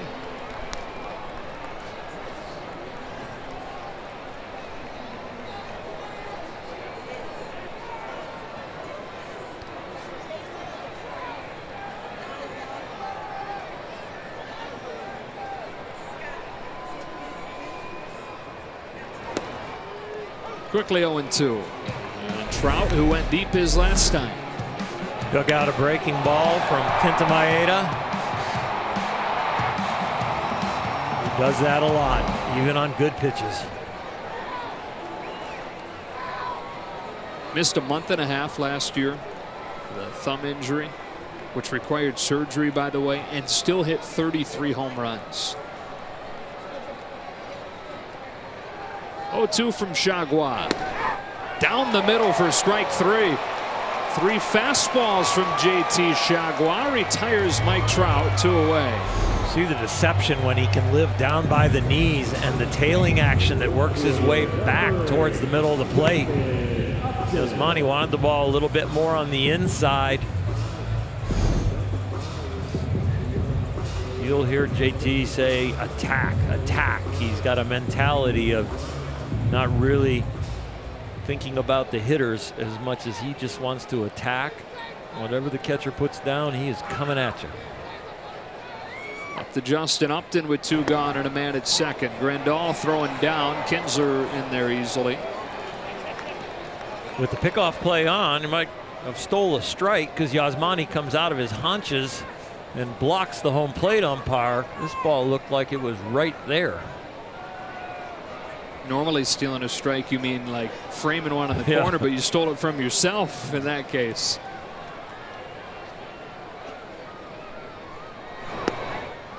Buckler, strike 1.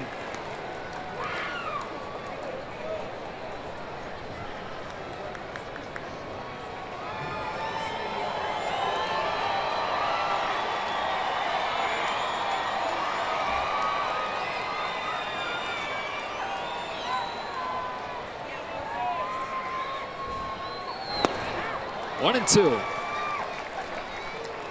And Kinsler just, where's he going?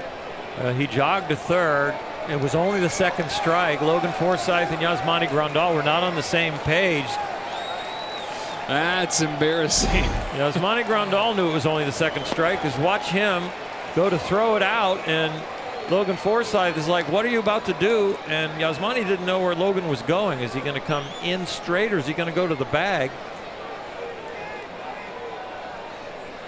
Did you see the look on Kinsler's face when he got down there? What's my problem?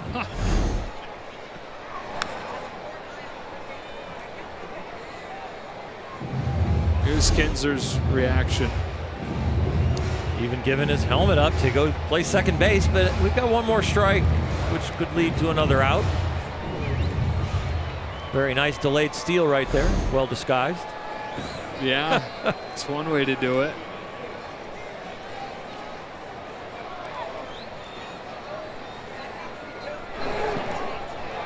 He knew it was coming. He was just ahead of all of us. He was a step ahead the whole time. Jaguar with a scoreless 6.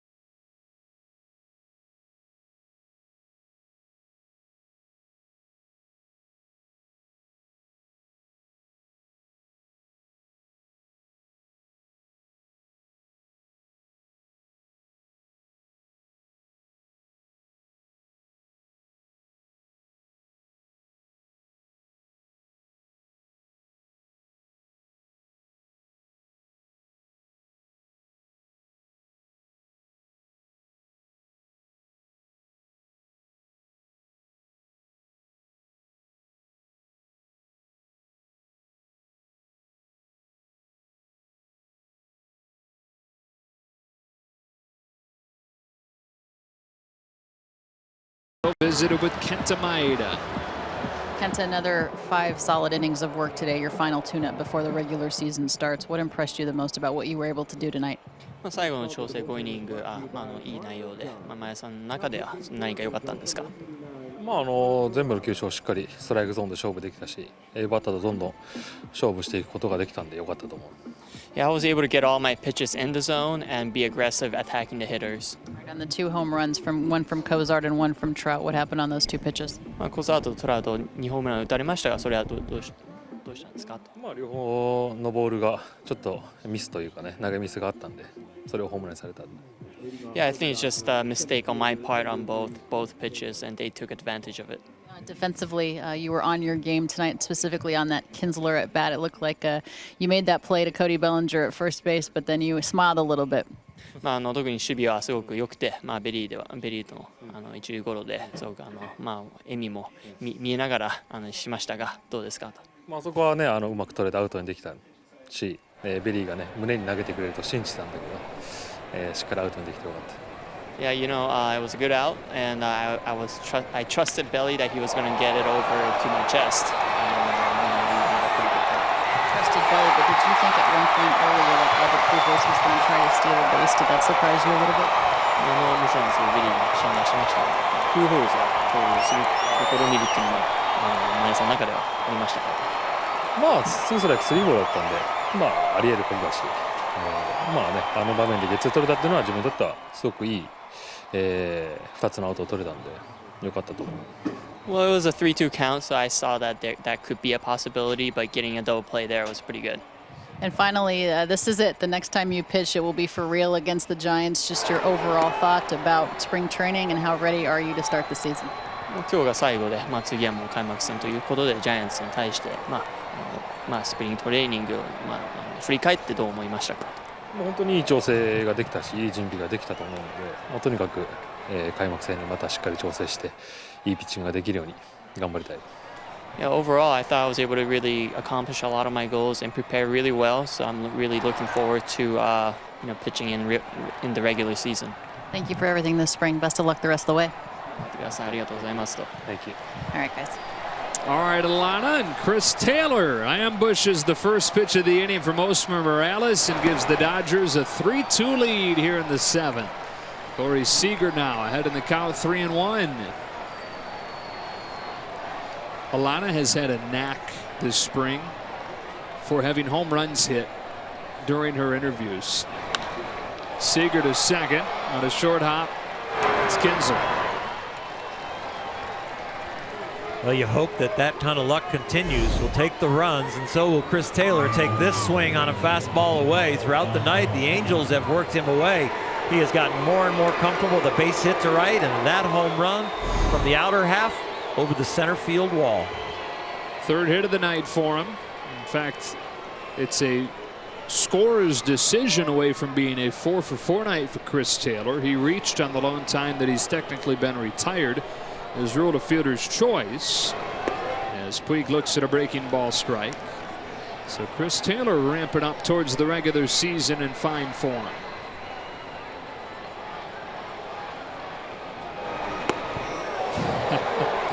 One and one.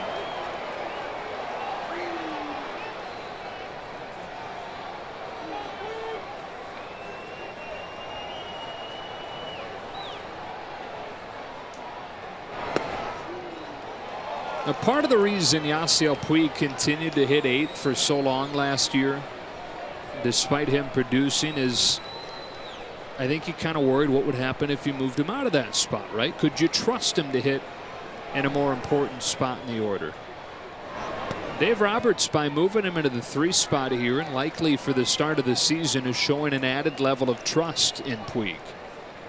He sure is, and especially to unveil it here 3 days before the season's going to start, 3 games. Trusting that he's going to be the same guy. There have been times in his career where he wouldn't be. It's not only about the place in the order, but it's in the middle of an 0 for 3. Is he going to still concentrate in the 4th at bat, or is he going to overswing? He hammers the ball right center field. Trout back on it, sizes it up, leaps and can't get it. Calhoun plays the carom. Puig's got himself a home run. They rule that it's a home run, that it hit the top of the wall. Yasiel Puig with a second long ball of the inning for the Dodgers. Changed of the dimensions here because it used to have to clear the right field wall, but that was 18 feet when it was at the top, but now the yellow line is down 8 feet high on the lower wall, and that ball looked to clear the yellow line even though it caromed back into the playing field. Take a look for yourself and see if you can see where it hits. Trout goes up. Yep. It hits the W in reshapework.com. And Yasiel hesitating around second, but gets the signal to jog on home. That wall is a lot shorter than it was before the renovations. It was an 18-foot wall, or at least 18 feet at the top where the yellow stripe was. The yellow stripe is now down at 8 feet. Significantly different, and this should not take long for them to confirm that this is a Puig home run, and a third consecutive spring game with a home run for Puig. In the midst of our conversation about can Dave Roberts trust him in the middle of the order in a more productive place, and I was talking about the extra at bat, because down in the 7 or 8 hole you might not get the 4th or 5th at bat. So the responsibility of moving up in the order is not only accentuated because it's a more productive place, usually around better hitters, but you get an extra at bat, and who do you want to get it?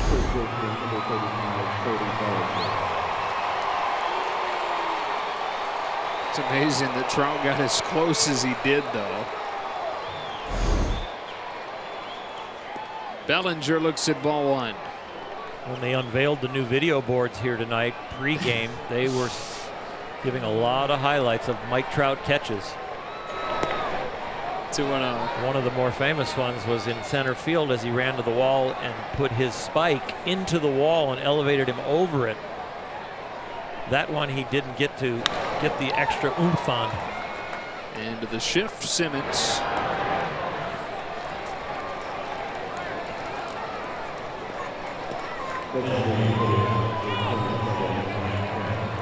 New Year, same love story. Yasiel Puig Turn Award.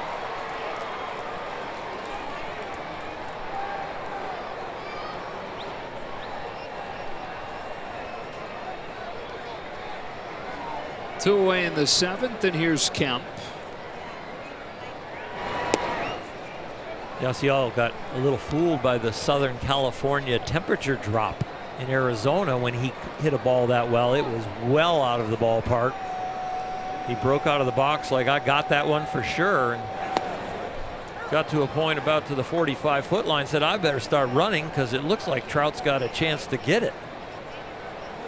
Players having to get used to the feel off the bat and whether they've got to really bust it.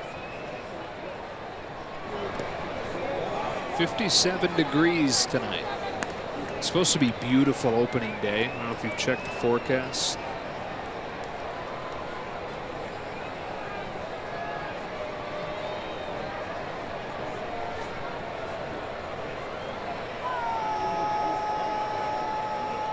Three and 1. 79 and sunny. Beautiful. What makes the weather even better is Clayton Kershaw will be on the mound. 8th straight season. New Dodger record. The only longer active streak right now in the majors is Felix Hernandez, who's set to make his 10th consecutive opening day start in Seattle. Morales to Kemp with a payoff, and Kemp looks at ball 4. A spot that has been pretty consistently a ball tonight from Alfonso Marquez. Stays that way here and keeps the inning alive.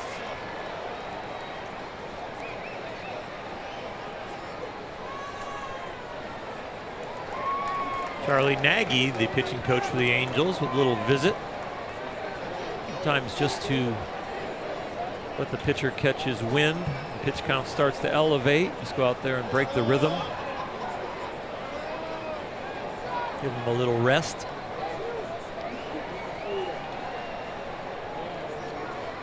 So they have mound visits on the scoreboard here. 3 remaining. And again, if you're new to this rule, and I don't blame you if you're just now getting into baseball at this point, with opening day still a few days away, but one of the new pace of play initiatives this year is teams are limited to 6 non-move mound visits. So it doesn't count if you come out and remove the pitcher. It doesn't count towards that mark. But any other visit counts towards your 6. That's coach or player or pitcher moving off of the mound to talk to another player. Those all count. Ball one on Grandal. There's a conversation during the course of play. Pitcher covering first base. They have a little chat. Cody Bellinger and whoever's on the mound for the Dodgers chat a little bit. But don't walk him all the way back to the mound during that chat. It will become a visit. Same way with bunt plays being put on by the third baseman. You can come in and yell at your pitcher a little bit, but don't walk all the way into the mound and start a meeting to go over the bunt play. There's one notable exception. I think this is a pretty significant one, but visits to the mound after an announcement of an offensive substitution. So after a pinch hitter's been announced, those visits don't count.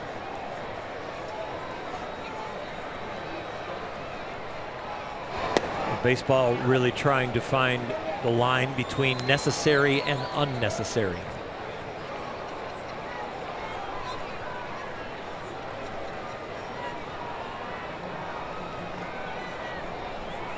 Zutley and Hernandez, I think Chase holding the first baseman's mitt there.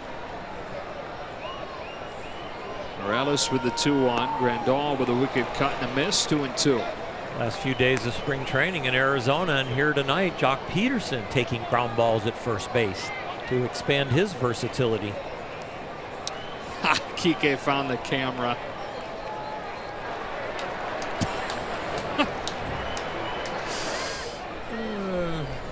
You're entertained. You're not? I am.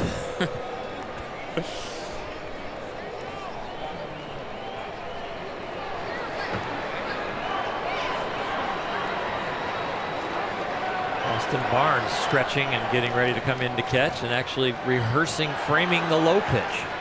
Austin will not be blowing kisses at the camera. Grandal strikes out swinging, and the Dodgers finished in the 7th, but a couple of home runs to give them their first lead of the night. First it was Taylor, then it was Puig at stretch time in a 4-2 game.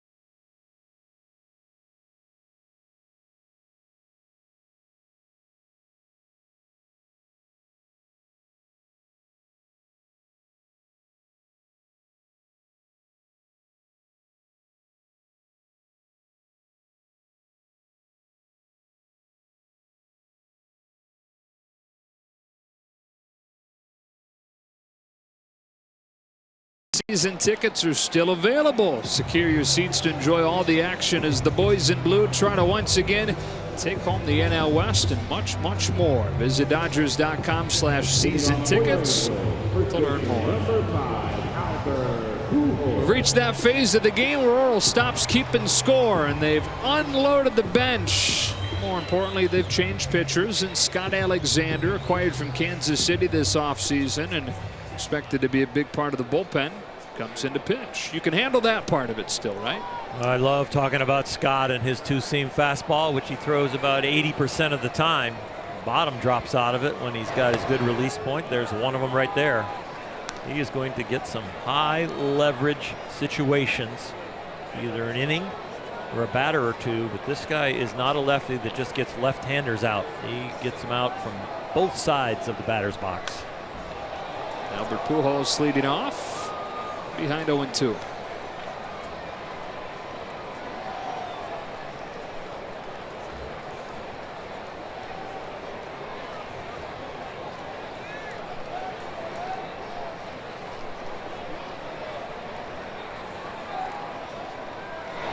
Got him.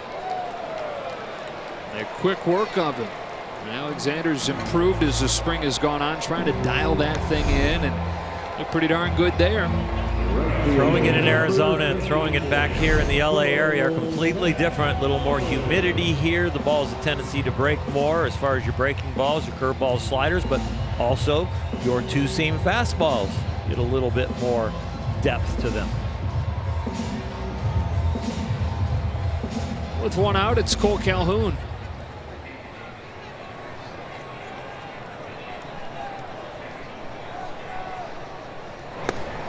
It's inside, ball one. Alexander's 28 years old, originally from Santa Rosa, California. Started his college career at Pepperdine and then finished it off at a Division II school, Sonoma State. Royals drafted him in the 6th round and several years in the minors. He's only in his what expects to be his 2nd full major league season. He debuted in 2015, 4 games as a September call-up. Following year, he was back and forth between the Royals and the minor leagues and put up pretty good numbers, but it wasn't until last year that he stuck for a full season. Gets ahead of Calhoun 1-2. And behind all of that was a diagnosis of diabetes. During the 2016 season, out of the middle of nowhere, Scott lost 20 pounds, and he was always feeling weak and tired and didn't have any idea what was going on until he was diagnosed, and got to the point where he learned how to manage it through strict dieting.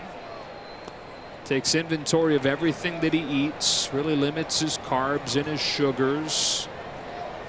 And it helps that his wife is a dietitian. That helps keep him on track. But man, here's a guy who's trying to stick in the majors for the first time and at the same time learning how to battle diabetes. Fly ball to left fielder. Andrew Tolles is checked into the game. Calhoun's the 2nd out. He's got it managed now, and I think that showed in the numbers last year as he really blossomed in Kansas City. Like Rich Hill learned in the minor leagues when he tried to get back to the big leagues about throwing more curveballs, and that it's okay to throw predominantly breaking balls. You don't have to wait to use it as a put-away pitch. Scott Alexander learned that it's okay to throw almost 80% two-seam fastballs. He found that his roughest outings were when he was mixing his pitches and was inconsistent, but throwing just one predominantly all the time made him finer with that pitch and made him excellent with one instead of average with 3. 2-0 on Cozart. It was late in spring training last year, so right around this time last year, he gave up a few hits on sliders and complained to a teammate that it seemed like every time he threw the slider, he gave up a hit on it. So the teammate said to him, "Look, dude, why don't you just throw the sinker every time then?" And it seems like such a drastic thing, right? To just say, all right, I'm sticking with one pitch pretty much. But he did, and it's reinvented him. 3-1. When you throw one pitch over and over again, you'd be surprised with good solid mechanics how precise you can be with that and the smallest of margin of adjustments you can make. Right there, the last 3 pitches, falling behind on the count, but the first few there was nobody biting, so he had to elevate it up about 3-4 inches to get the call, and that's how he's built himself back into this count. And he winds up striking out Cozart. As good of an outing as Scott Alexander has had this spring. On to the 8th in a 4-2 game.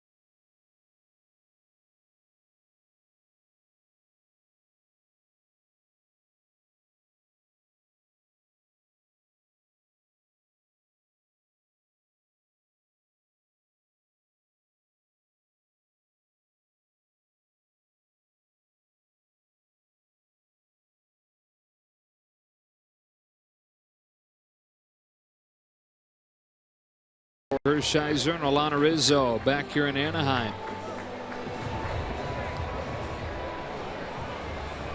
Angels led this game 2-0 through 4, but the Dodgers tied it with a pair in the 5th and broke the tie with 2 home runs last inning. One from Chris Taylor on the first pitch of the inning and one from Yasiel Puig. And Chase Utley to lead things off here in the 8th.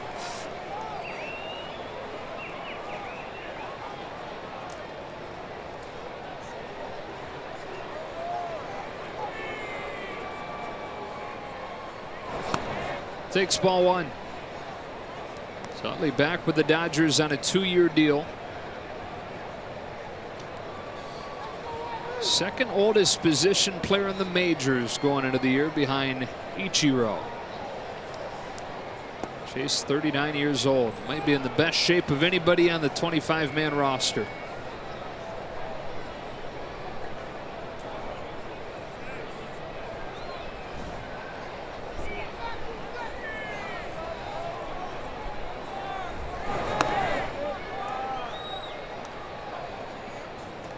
Speaking of Ichiro, did you happen to read the Wright Thompson article on Ichiro on ESPN the magazine?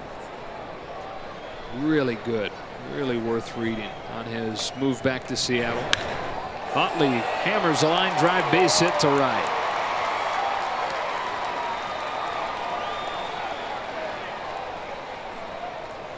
Talks about Ichiro's off-season routine in Japan. His wife actually stays in Seattle where their home is, and he goes back to Japan where he can be free of any distractions, so he can go through his daily routine, which is down to the minute every single day. He leaves the hotel that he stays in at the same exact time, goes to the pro ballpark that he rents out for the winter, and goes through the same exact routine, the same number of swings, same number of laps. Here's Barnes outside, ball 1. And there's a group of like 10 just friends that work out with him. They're not 10 other players. One of them's his chef. And he's got a couple other buddies that go with him and help feed him soft toss and shag balls for him in the outfield.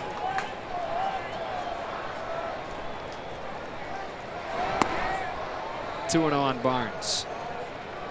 That level of dedication is staggering. Yeah. Especially when you reach a point in your career where the extra work can almost be too punishing to stay healthy. And the reps can be almost something that you start thinking about eliminating and toning it down so you can stay healthy. And then when the production is less, it can affect your ability to really go for it, that you're not getting the same payback for the workout that when you go to perform. So for him to still do that at his age and be away from his wife and family is absolutely amazing. He's 44 and he says he wants to play until he's 50. Barnes with a 3-0 green light. Morales gifted it out here. One away. Dodgers will get to see Ichiro this year. They go to Seattle in August. It's a very nice city to visit. Yeah. Here's one of the guys battling for the final spot on the roster, Kyle Farmer. And if you can put any stock into spring numbers, then he has made one heck of a case to have that roster spot.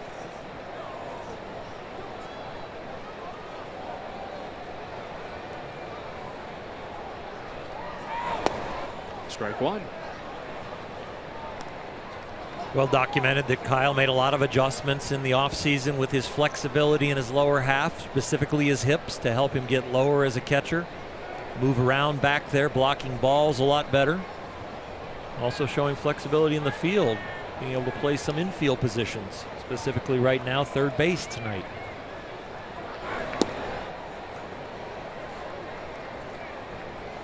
Talked about off of the top, it pretty much comes down to Farmer or Thompson for the final position player spot on the roster. You've got Peterson against Tolles for one of the left field spots. And once you break the rest of it down, Do you want to carry Farmer, or do you want to carry an extra outfielder in Thompson? And again, the added wrinkle to that is that Trace Thompson is out of minor league options, and if you decide that you carry Farmer, you risk losing Thompson to another team.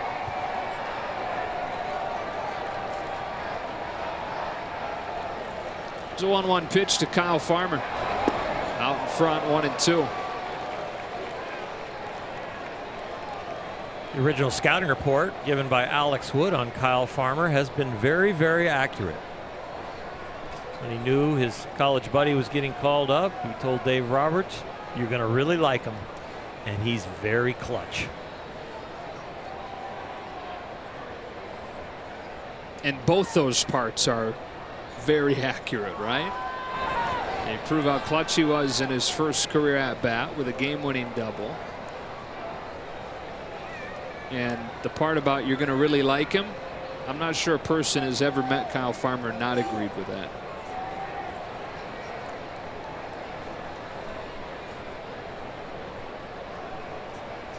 You want proof of it? Watch the reaction of his teammates when he gets that game-winning double, and ask any of them what their favorite moment from that season full of moments was. Probably going to point to Farmer's hit. Still 2-2. That says as much about the guy that provided the moment as the moment itself.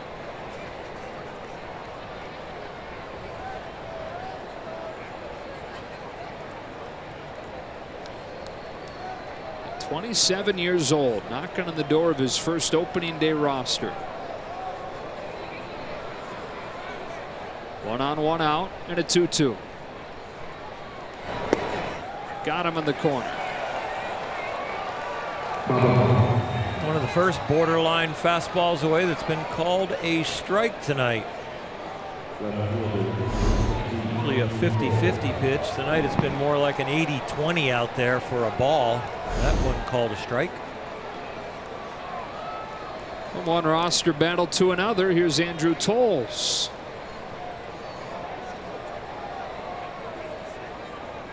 Farmer or Thompson. Tolles or Peterson.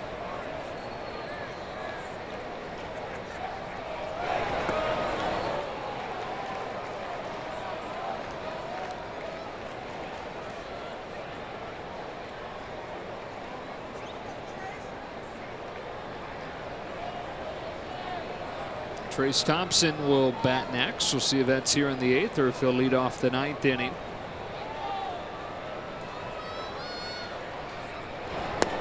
Ball on a strike.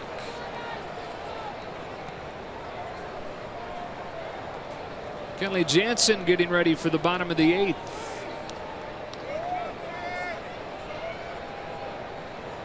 Plan is for him to go back-to-back tonight and tomorrow, and then rest up for the regular season. The ball and 2 strikes on Tolles.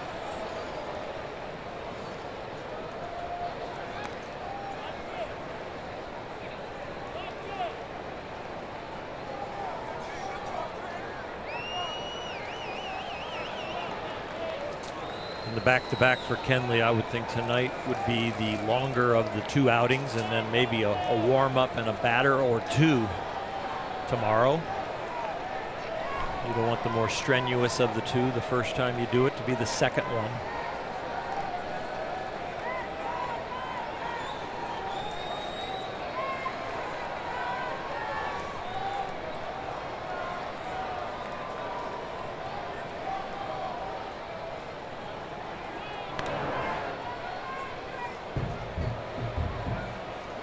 One of the areas that Kenley really has grown as a closer over the years to make him elite is the fact that he's been able to be more efficient with his pitch count, so that he is less likely to get tired and more likely to be able to come back the next night.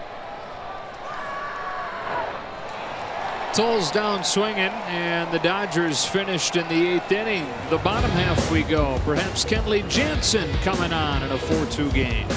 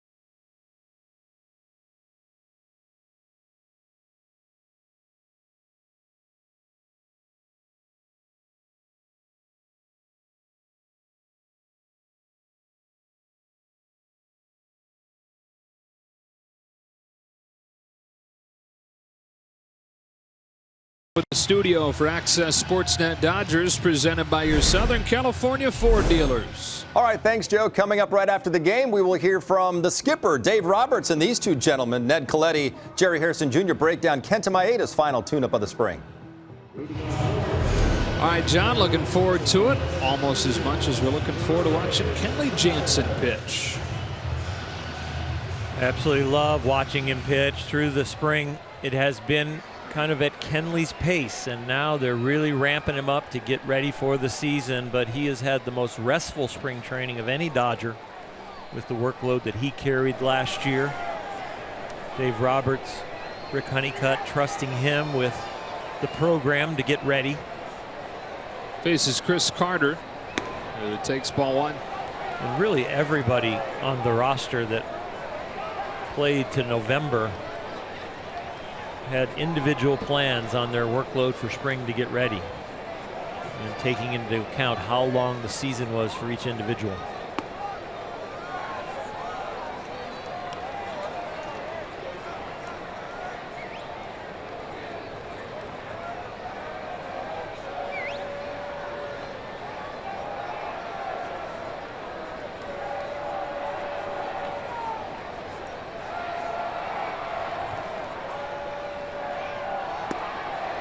Two balls, one strike.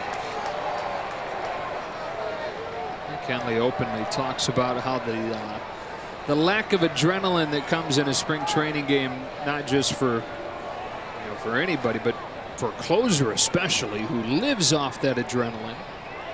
He misses that. The velocity's not where it's going to be during a regular season game because of it. But as long as he gets out of these spring training games what he needs to feel ready, I don't think anybody has a problem with the way that he's built up to opening day. Strike three, Chris Carter, the first out. Different pitchers have different ways of going about their business in spring training. Kenley prefers to be on the backfield. Rich Hill has done that. Kenta Maeda not needing the A game in front of the fans to get ready. Clayton Kershaw, on the other hand, craves the A game, needs to have the fans there, and thinks that's another level of ability and concentration that he can bring, that he does not have to kind of fantasize about, oh, this is important. At least having the stadium and the fans in there cheering helps him get ready with the same mentality he is looking for. Facing his fellow Curacao native Andrelton Simmons here. They're boyhood friends, these two. When school had finished, Kenley Jansen with his two brothers, they'd spend the afternoon at their grandparents' house while their parents finished their workday.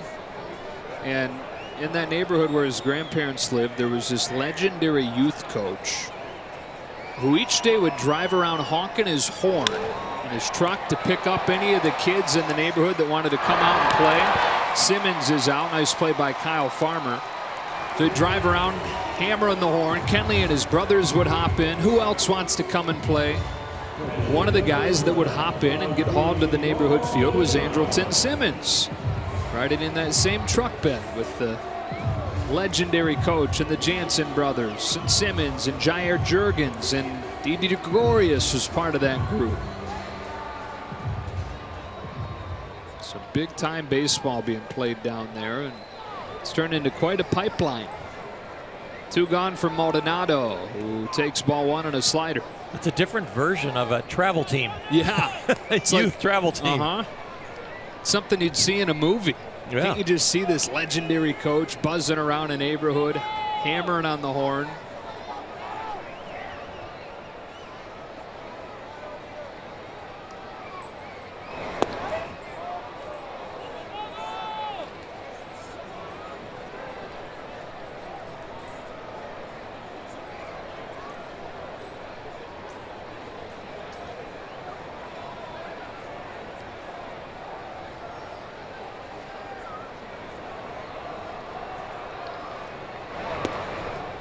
Working on that slider more and more. 2-1.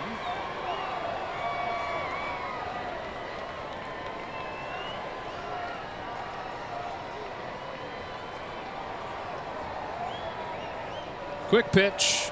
2-2.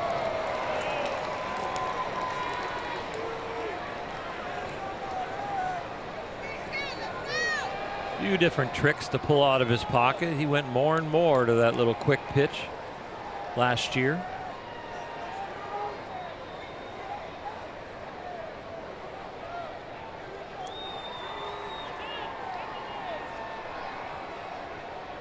And now hesitation and a pop fly. That'll reach the seats.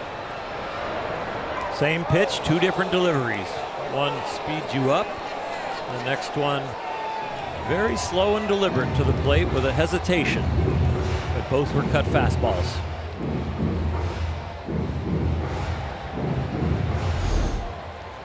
A quick pitch barely touches the ball of the glove and continues on, and then kind of a reload over the rubber on the second one.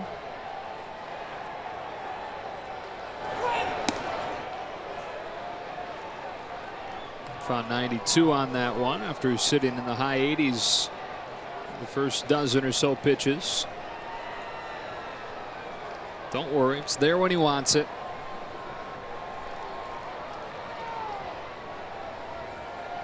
Jansen looking for a 1-2-3-8. Here he comes with a 3-2 to Maldonado.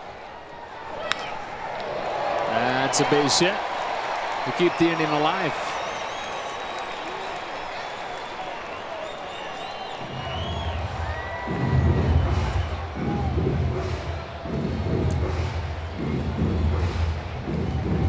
Pitch runner coming in for Maldonado.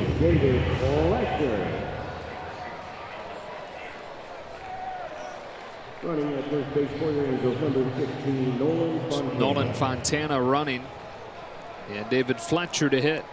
One of the minor leaguers that got to travel here for the Freeway Series. Will not make the roster, but teams like to do this, get minor leaguers an opportunity to play in a big league ballpark. There's a lot of times a reward for a nice spring training.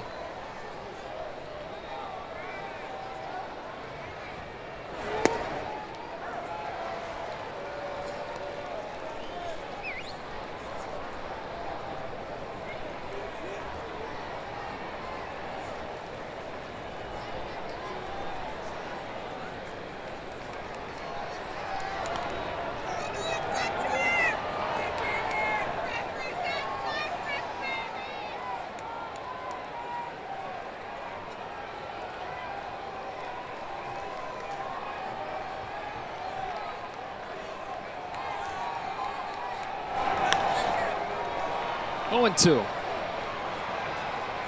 Maldonado's hit extended the inning for the Angels and also extended Kenley Jansen's pitch count. They'd like to keep him under 20 since the plan is to go back to back. He should tow it tomorrow night in Dodger Stadium.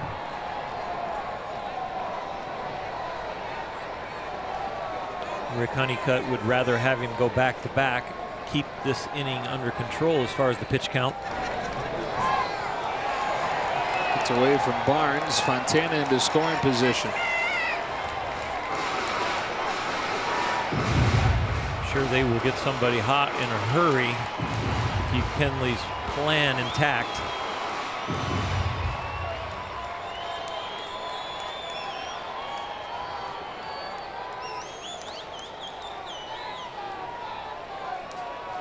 Yep, Josh Fields. Well, they won't rush Josh. They might have a visit to give him more time because he's going to be an integral part of the bullpen. Back-to-back wild pitches. Up to third goes Fontana. The count goes to 2-2 on Fletcher.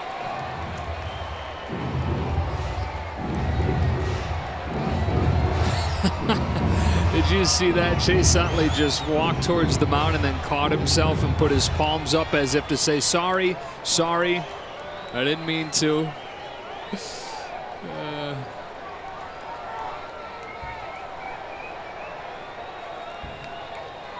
For somebody who has captained an infield an awful long time, that'll be a hard habit to break. Yeah.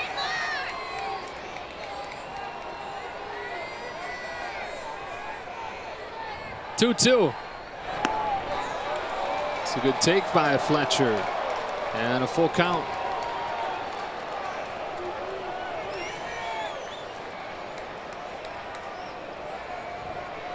Chase's brain is so detail oriented, and those details need to be communicated throughout the game.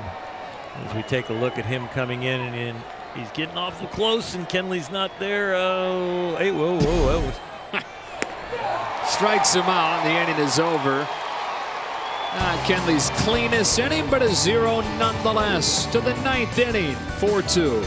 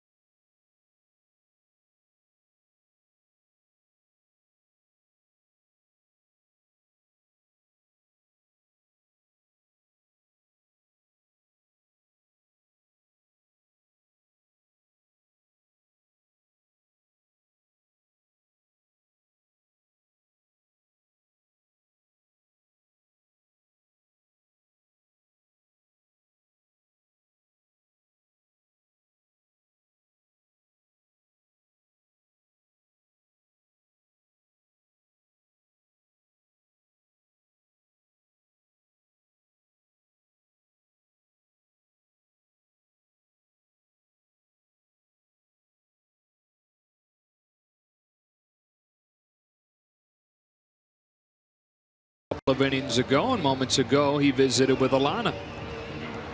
A 3-hit game for you, Chris. At this point, is it don't even need the next couple of games, just get it going? No, I need them. You know, like I've said all spring, you know, I'm really just trying to have good at bats and not worry about the results. You know, you know, continue to see pitches, recognize pitches. You know, try to swing at strikes, lay off the tough ones, and you know, just get in that zone for opening day. It's been the biggest spring in which you've been able to carry the momentum throughout, where you haven't had any real lulls. Yeah, you know, it's been a good spring. You know, just it's nice knowing your schedule day in, day out, and Doc does a great job with us. You know, making sure we get our consistent ABs and then we get our downtime as well. So, you know, I think it's been good for everybody, and we're excited. What do you think about the lower porch here as far as the outfield wall is concerned, moving down the home run line? I love it. You know, I'm sure pitchers would think the opposite, and you know, especially the guys playing there. You know, I bet there's 30 or 40 more homers, you know, probably last year that hit that wall. But especially as a right-handed hitter, you know, that ball the other way, it'll be nice to get that one that goes off the top of the wall. Appreciate your time. Thank you. All right, thanks. All right, thanks to Alana and Chris for spending the time as Trace Thompson takes strike 3 call to open this 9th inning. Morales continues to work.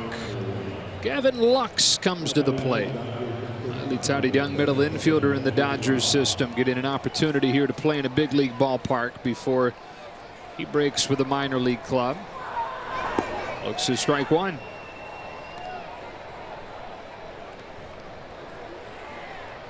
You could tell with the interview with Chris Taylor and Alana how guarded he is about positive outcomes, and it's really all still about the process and seeing the ball and swinging at strikes and taking balls, tracking the baseball, putting a good swing on it, getting a good at bat. What Nomar tell us? Line out to second, line out the other way is the best way to finish spring. You get 3-4 hits, 5 hits in the Freeway Series, and then you think, oh, I'm locked in, and then the baseball gods turn the other cheek.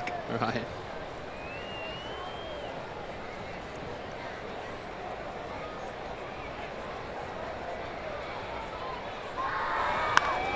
Lux rifles on foul. Former first-round pick out of Kenosha, Wisconsin, just a couple of years ago. Spent last season in Great Lakes, A-ball.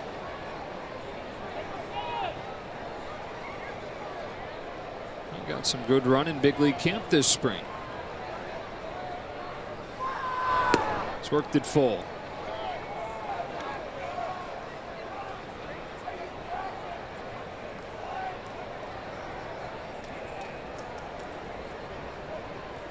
Boy, Osmer Morales is getting a lot of run out there tonight.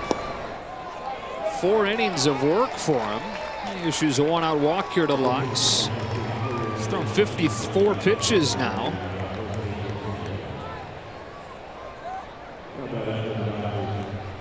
And no action down in that Angels bullpen, so looks like it'll continue to be Morales. Here's another former first-round pick in Jaron Kendall, who came from Vanderbilt.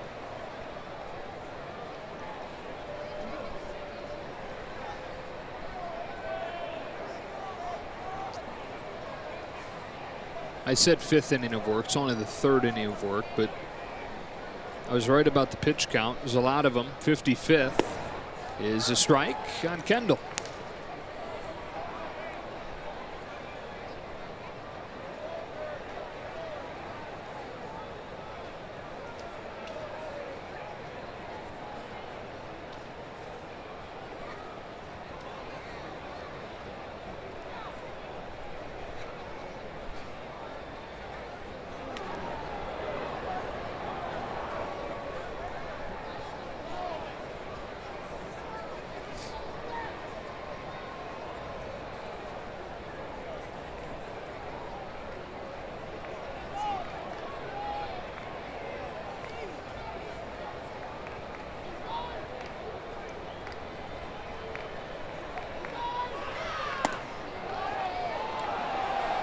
Lux in there safely.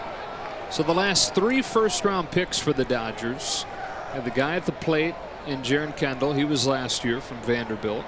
Have Gavin Lux, who's down at first base, mentioned at a high school in Wisconsin. And the year before that, Walker Buehler, also from Vanderbilt.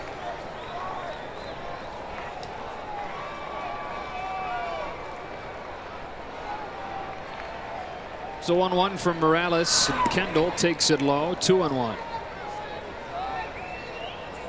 Nice approach from both of these youngsters that have hit in this inning.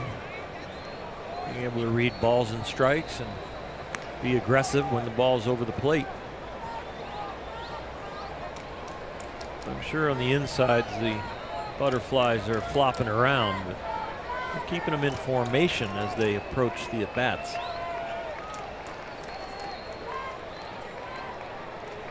One on with 1 out, a 2-run game in the 9th. Morales checks on Lux. By the way, what a weird thing the Angels have going here in exhibition games. The numbers for the Dodgers against them in exhibition games here since 2004. The Dodgers are 1-14 against the Angels. What's that tell you about spring training and results? It doesn't matter much.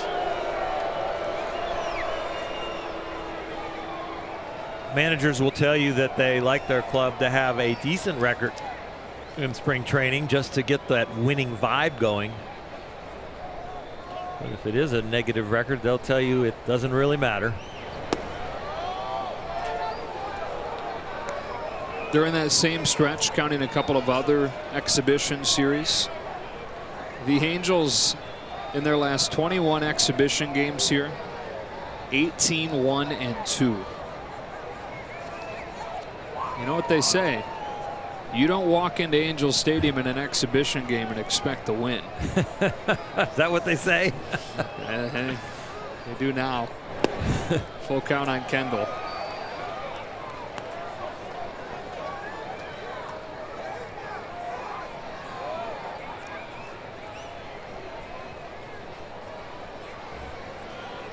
One way to ID a minor leaguer in these games, the double ear flap on the helmet.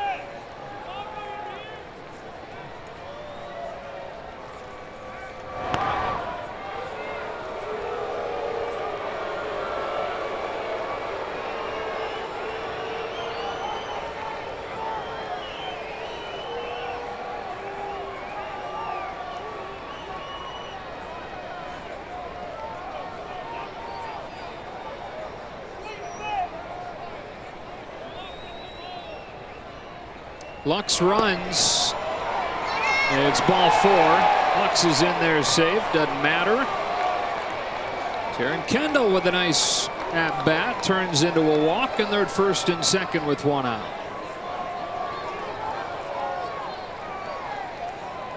With all the adrenaline of playing in a big league stadium, young minor leaguer that was a #1 draft pick, still having the discipline to play the game properly, not try and do too much.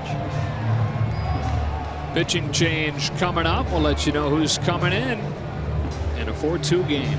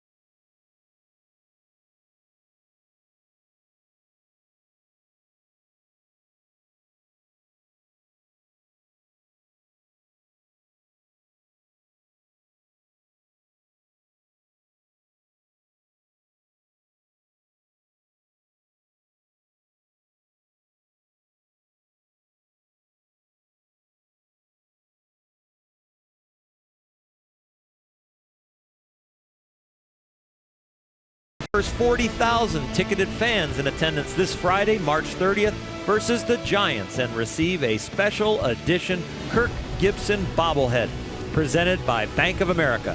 Visit Dodgers.com/promotions. Isn't that a great bobblehead? Yeah. It's going to be great to see him. Adam Hoffakat comes in for as intense as Gibby seemed as a player. You could not find a more gentle man now. He was a gamer through and through in his workouts, getting ready, playing in pain, wanting to be there for the team, and not afraid, like Mike Scioscia and some other teammates that I played with, to call teammates on the carpet when they were going against the culture that was trying to be formed by Tommy Lasorda. It's a strike on Jake Peter.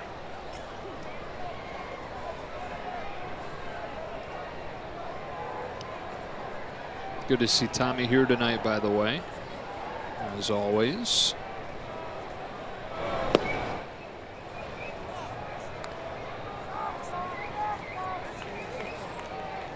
Jake Peter, one of the stars of spring training.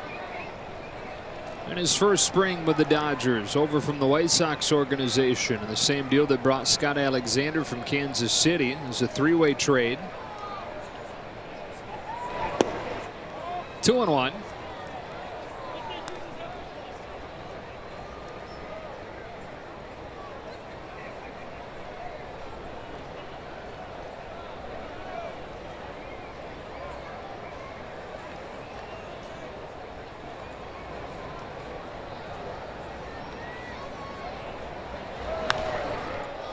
Two and two. Series shifts to Dodger Stadium tomorrow. Back-to-back 7:05 starts, then an off day Wednesday, then opening day on Thursday against the Giants. The game, by the way, will be exclusively on ESPN. We'll have the pregame for you on Sportsnet LA. Post-game as well, but the game broadcast will be exclusively on ESPN. And we'll be with you for the game for the first time on Friday. Same thing Saturday. Sunday's series finale, ESPN exclusive as well. Come early for those games. Going to be a lot of traffic, a lot of excitement coming off of last year.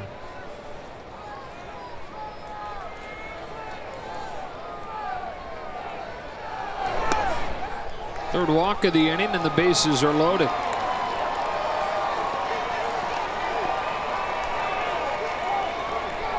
It's been a struggle here to get the second out for the Angels to throw strikes, but these young Dodger hitters are glad that is happening, getting an opportunity to play here in this park. You come in, you look at the lineup card, you listen to Dave Roberts or Bob Guerin, and they say where you're slotted in, and you go, oh, I'm going to bat seventh. I don't think I'm going to get an AB. And then you see somebody reach base, and then another guy walks, and you go, I got a shot. And this shot belongs to Errol Robinson. Cracks his bat on a one-hopper to short. Step in the bag and a double play. Olin Fontana with a nice play to finish the Dodgers off in the ninth. Last chance for the Angels coming up.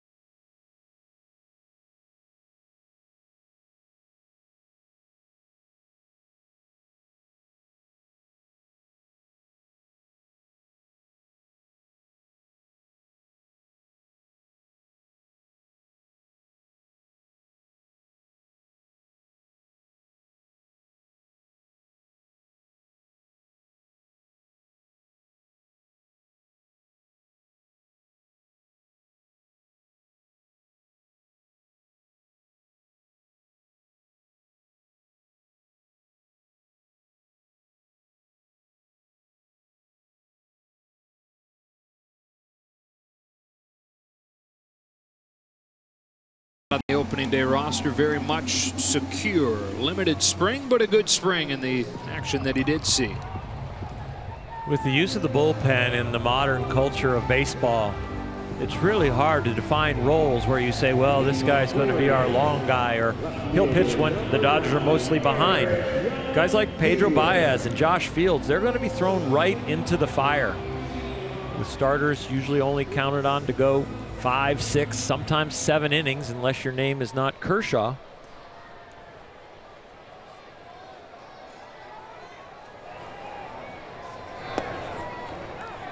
Delivers a strike to Eric Young Jr.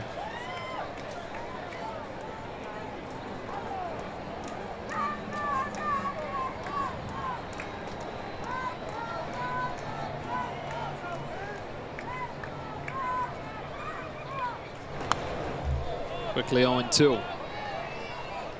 Josh had his best season last year. Opponents hit below 200 against him.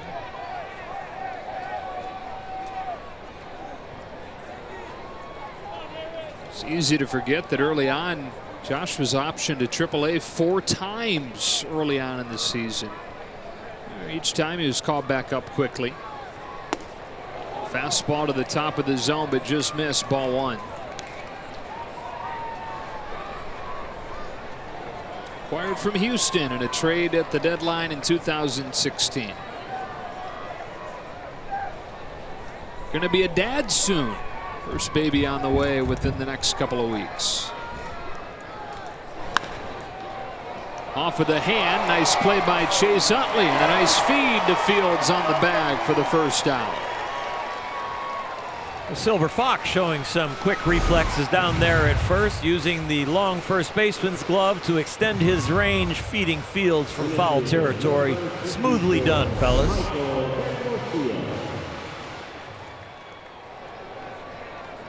The Dodgers 2 outs away from doing the unthinkable. Taking an exhibition game from the Angels in Anaheim.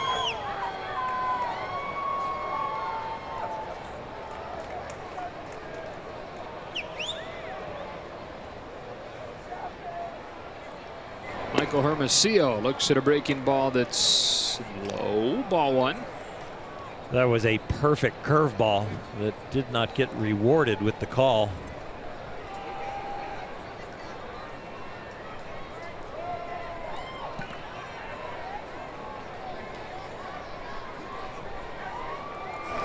Ooh. It was not on purpose, but there was a little more oomph in that delivery after having the curveball squeezed on the first pitch. Okay, he's expecting fastball. I'm going to give it a little bit more, but got a little less command.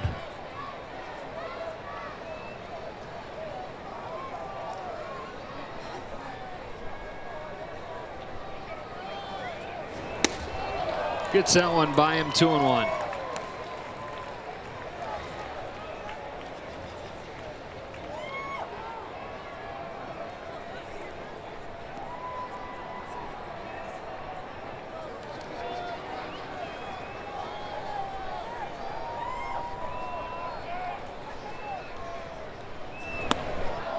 Another fastball by him. 2-2. Rich Hill for the Dodgers tomorrow. Matt Shoemaker for the Angels. And Hyun-Jin Ryu will take it in the final game of the Freeway Series, the final game of the spring on Tuesday. Wednesday's off. Thursday's opening day. Much earlier this year. The spring's a little bit shorter, and then there are a few more off days sprinkled throughout the regular season per the new collective bargaining agreement.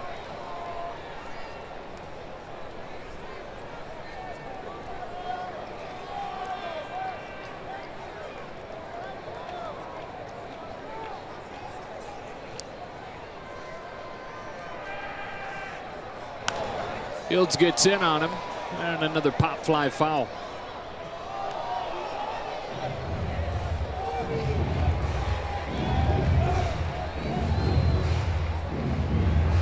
So the Angels trying to do this season what not a lot of teams are right now, and that is go from being right around 500, kind of middle of the pack, straight to the top. A lot of times you see teams in this day and age, when they're in that middle ground, they're going to try to rebuild. Not the Angels, though. They're going for it, acquiring obviously Ohtani, and trading for Ian Kinsler, signing Zach Cozart, Justin Upton, signing him to the long-term contract. Problem for the Angels is that the Astros are in the division, so they're almost certainly playing for a wild card if the Astros are anywhere close to what they project to be like. They were in second place last year, but the 20 games out or so. Yeah. A pop fly. Skyscraper. Chase Utley waits for it to come down and makes the catch.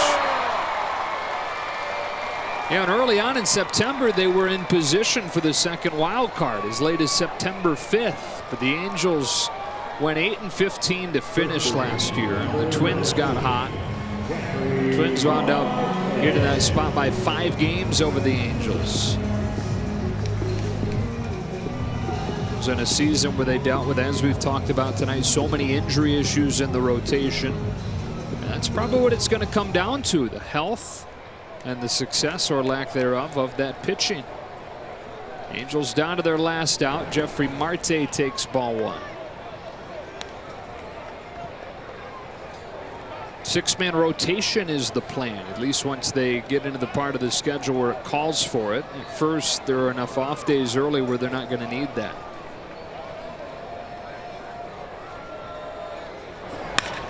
Marte rips one to short. Gavin Lux positioned perfectly, throws him out. And the Dodgers have taken the first game of this Freeway Series by a final of 4-2. Adrenaline pumping, being back in a big league ballpark. Even more tomorrow when they go to Dodger Stadium in front of their home fans. And you can join us on Sportsnet LA. The Freeway Series continues with games 2 and 3. Game 2 tomorrow night. We're on the air at 6.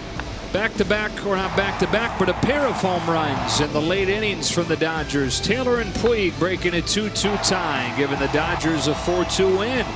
For Oral Hershiser, Alana Rizzo, and the rest of our crew, Joe Davis saying so long from Anaheim. Stay tuned. Access Sportsnet Dodgers right now.